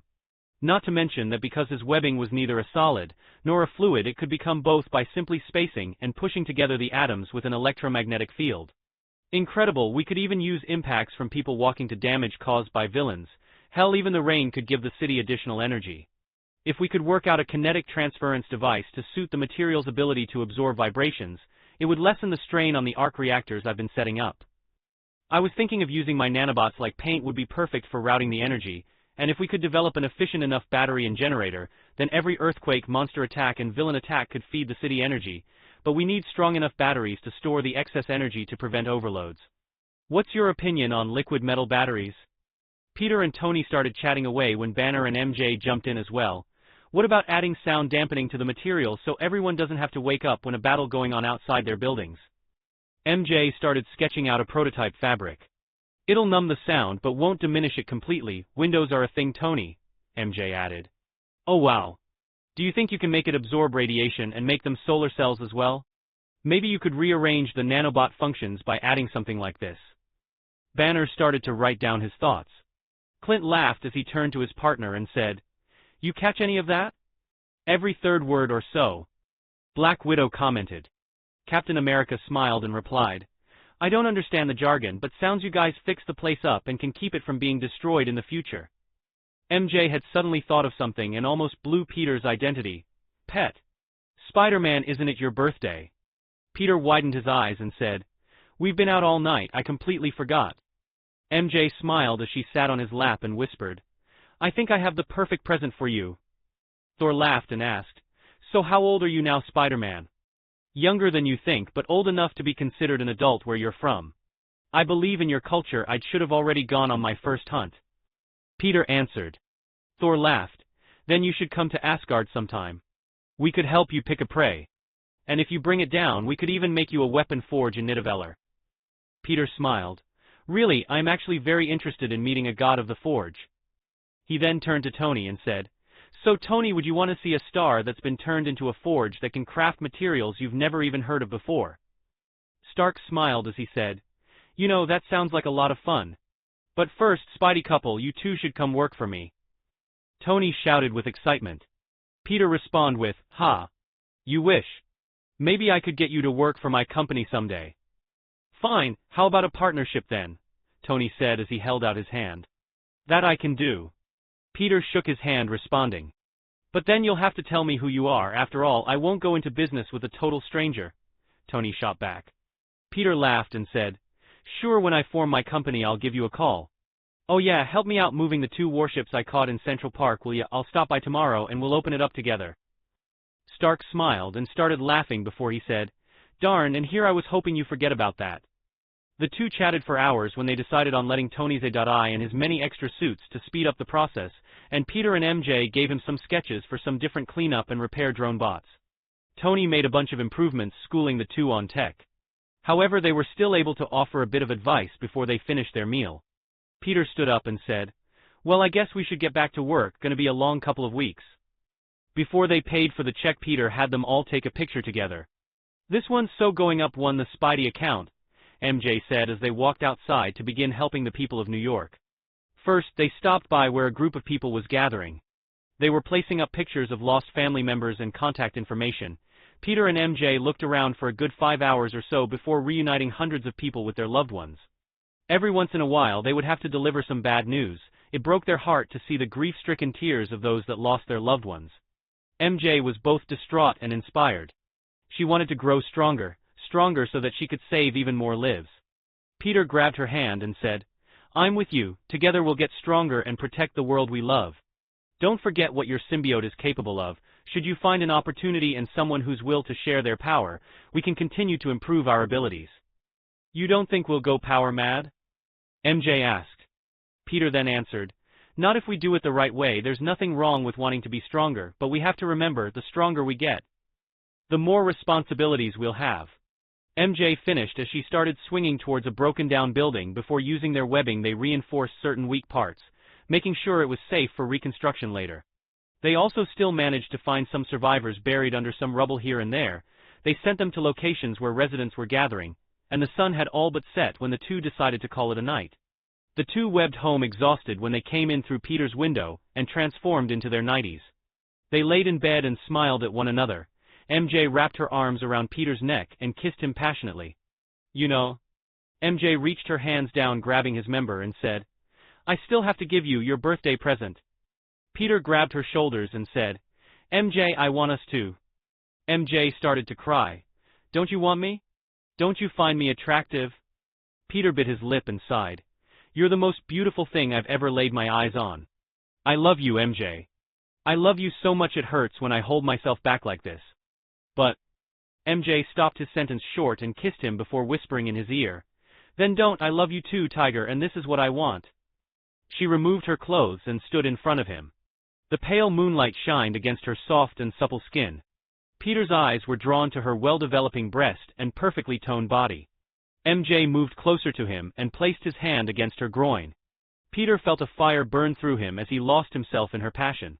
He picked her up, removing his clothing, and placed her against his bed, his tongue intertwined with hers as he placed a finger inside, making her moan. Peter felt her stroking him, making his excitement grow. How big can you get, Tiger? MJ purred as Peter assaulted her neck with hickeys. Peter then stopped as he said, I don't have a... MJ smiled and said, the symbiote can act as a birth control for us. Peter slapped his head and thought, why didn't I think of that? Because of her regeneration factor, something as simple as birth control pills had no effect on MJ, but the symbiote could directly keep them from conceiving through other means. He laughed as he thought himself a dummy. Peter started off by reaching for her crotch and rubbing her. MJ moaned as she felt him kissing her stomach and working his way down. Oh God! Peter! MJ moaned as she felt his tongue exploring her insides. When she felt ready, she pulled herself free and pushed him back on the bed before sitting on his stomach. MJ then smiled and kissed him as she guided him inside her. Wincing in pain as Peter slowly pushed his way inside her, she placed her arms around his neck and kissed him even harder. Her whole body shook as she reached the base of his prick, before she gave a pained groan. Peter stayed like this for a while. MJ continued to kiss him as tears formed in her eyes and a trail of blood ran down her leg. Peter held her quivering body and said, God, you're beautiful, MJ. MJ's face brightened up as Peter kissed her neck before he whispered in her ear, I love you and I always will. I think you can start moving now, MJ said, biting her lips seductively. Peter slowly started to move, and he saw MJ still fighting through the pain when after a few minutes she began to moan out in pleasure. Oh my God, Peter, MJ shouted, you're reaching my... Peter slammed in, making her yelp in joy. His bed creaked and slightly slammed against the wall, thanks to MJ's body being powered like his. He didn't have to worry about breaking her, and he let loose a little. MJ seemed to enjoy it too as she wrapped her legs around him as he began to pick up the pace. They continued to go at it like animals in heat for several hours. Peter moved her in dozens of positions, and because of how flexible they are, the couple managed to explore some very provocative postures. Peter, I'm... MJ moaned, unable to complete her sentence. Me too, Peter shouted. MJ gripped him with all of her strength as he released inside her, making her call out his name as she almost fainted. However, they weren't done. Super stamina and all, they continued to go at it until early next morning. When the sun shined through his curtains, Peter lay down next to her as the two stayed close to one another, panting heavily as the sweat glistened on top of their skin. Holy! Peter huffed. Shit! MJ finished as she kissed his neck and wrapped her arm around his chest. MJ held her other hand on her stomach and said, Well, at least we can choose when we'll have a kid. Peter smiled as he kissed her back. What do you want to name him or her? He said, making his way to her neck. Annie if it's a girl and Benjamin if it's a boy. MJ said, turning around. Peter smiled as he kissed her forehead. I love it, but maybe it's a bit soon to be thinking about our kid's name. After all, we still have to get married first. MJ blushed as she buried her head into his chest and put on her nighties again. Peter did as well and said, Good night, MJ, I love you. MJ responded, I love you too, Peter, good night. The two fell asleep that morning without a care in the world, and sleep harder than they ever have before that night. Chapter 30, Issue 30, Trials of Merlin Part 1. Peter woke up the next morning to MJ laying her head on his chest with her arm wrapped around him. He smiled, kissed her forehead, and snuck out of bed. Heading downstairs, Peter started cooking her breakfast, and thanks to visiting the Renew Your Vows Peter Parker, he picked up a tasty banana pancake recipe MJ was very fond of. He had to admit it was pretty good. He could see why it would become Annie's favorite over the wheat pancakes he adored. The smell of the food woke up MJ and made her smile in embarrassment as she thought of what she did last night. She took the chance to take a shower before heading downstairs with a radiant smile that never left her lips. As Peter finished making breakfast, he placed the plate on the table around the same time he saw MJ walking down the stairs. Her hair was still wet, and her face was glowing just like Peter's was, and he couldn't help but blush. She swallowed her embarrassment and marched over before giving him a kiss and said, "Morning, Tiger. Last night was." Peter smiled as he responded, "Yeah, it was." After laughing a little, they sat at the table. MJ took a bite of the pancake and said, "Oh my God, Tiger, this is amazing. I should get you to cook more often." "Well, if every time is as good as last night, I might just do that for you." Peter gave her a quick kiss. The two then chatted back and forth about menial things, mostly about tech, when MJ said, "By the way, what happened to you when you were all cocooned up?" Peter had an idea of what happened, but for some reason he didn't remember meeting the Spider God. All he could remember was the word champion totem. "I think that there is a magical aspect to our powers, but I have no idea what they are." "Magic? But we got our powers through a science experiment, right?" MJ asked. "Yeah, but maybe that's just a catalyst that allows us to tap into this force, like our bodies being more aligned towards a certain force or realm." Thor said it was a totem god, and I think with what we both know, Strange might be able to enlighten us on that matter, Peter replied. After they finished their meal, they sat outside and waited for their parents to come home. They texted a few more times to make sure they were all right, and learned that they were waiting for a couple of roads to be cleaned up.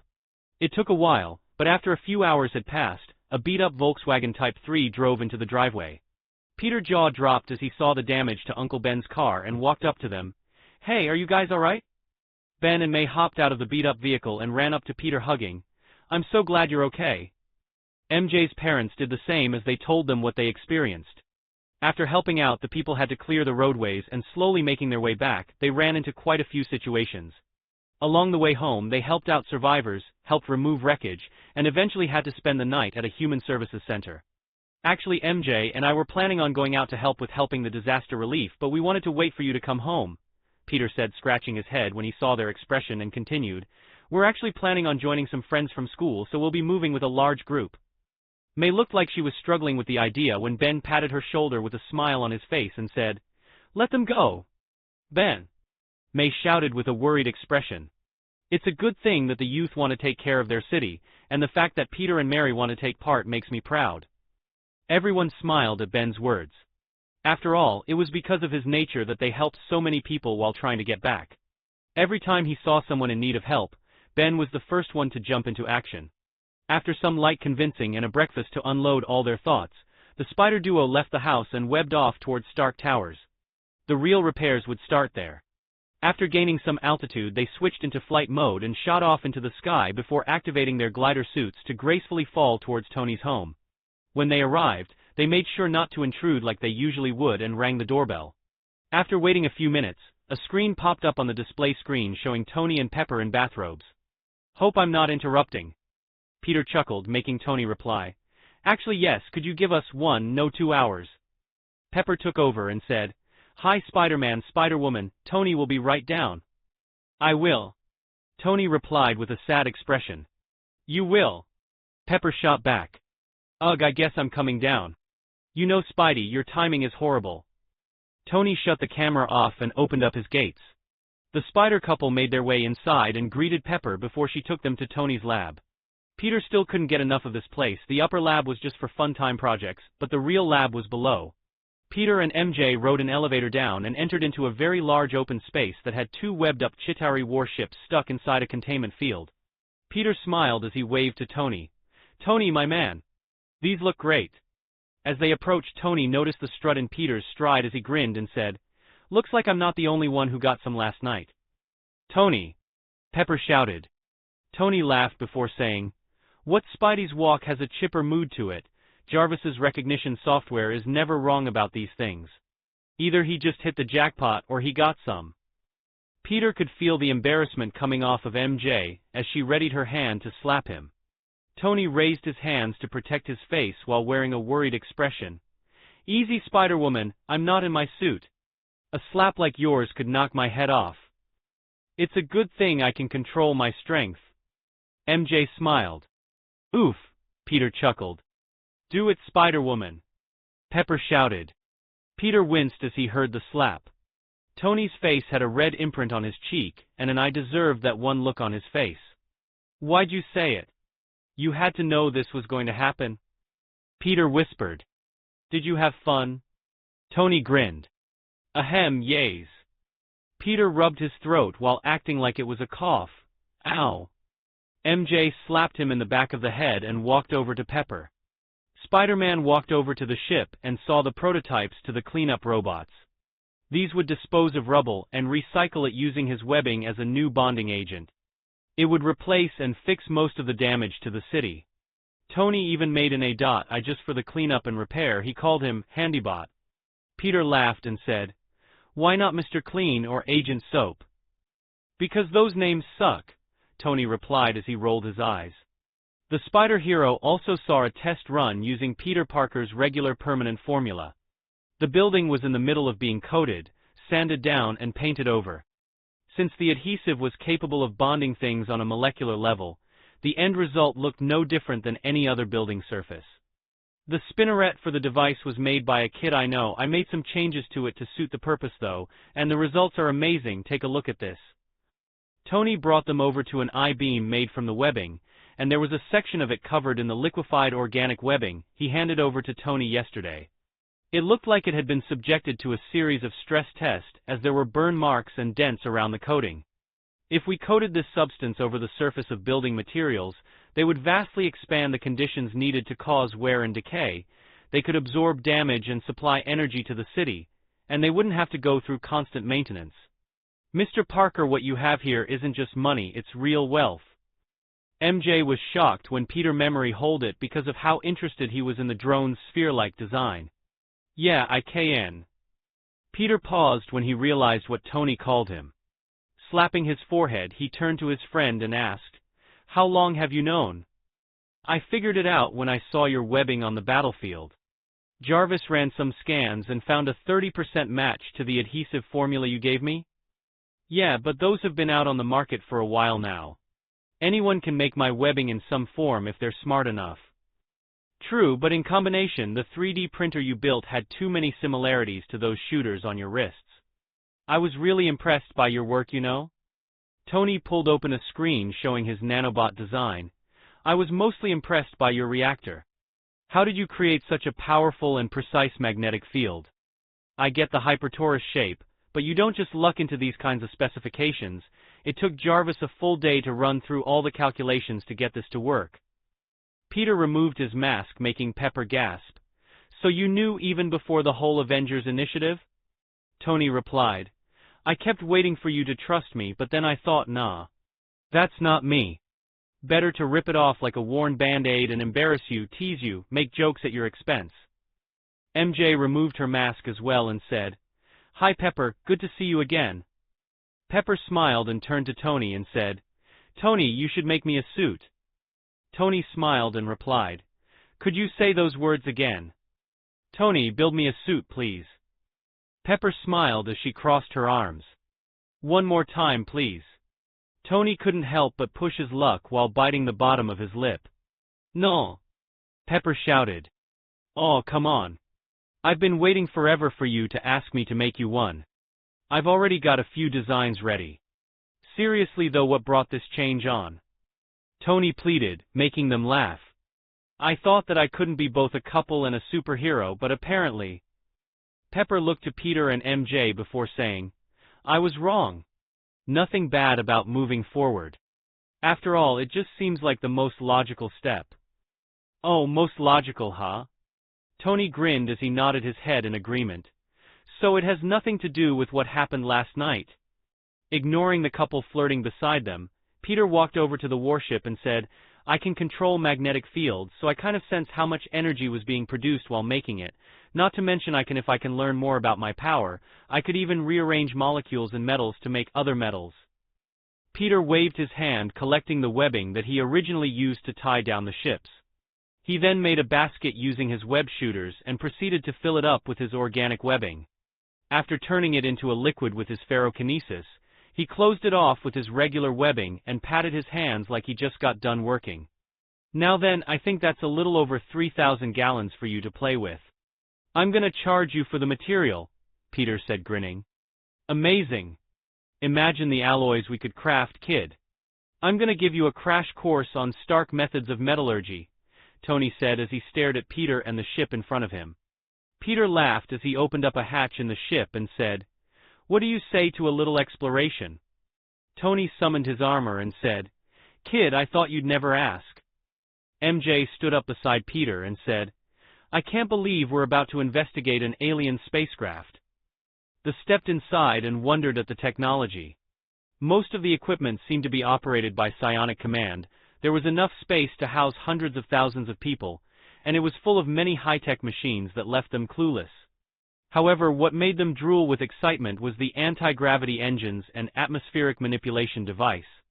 Tony was looking at the bridge, trying to figure out the material they used to make the circuitry. MJ was looking over it and said, "It appears to be some kind of synthetic crystal or quartz. It's not wired like a computer, it's like a neural network. This is incredible. Jarvis, take pictures, a lot of them. Also, scan the environment and get me a 3D reconstruction of the entire ship." "Right away, Mr. Stark." A spherical object detached from Tony's suit and began scanning everything in sight. While Peter was studying the engine, he couldn't stop being fascinated by the massive device that could focus powerful electromagnetic fields and manipulate the ship to move in any direction. The hero found out that the machine could mimic his ferrokinetic power, although it was with much less finesse and only capable of accessing a fragment of its potential energy. Tony started up the A.I, and they watched as they were spread over the city and began repairing it.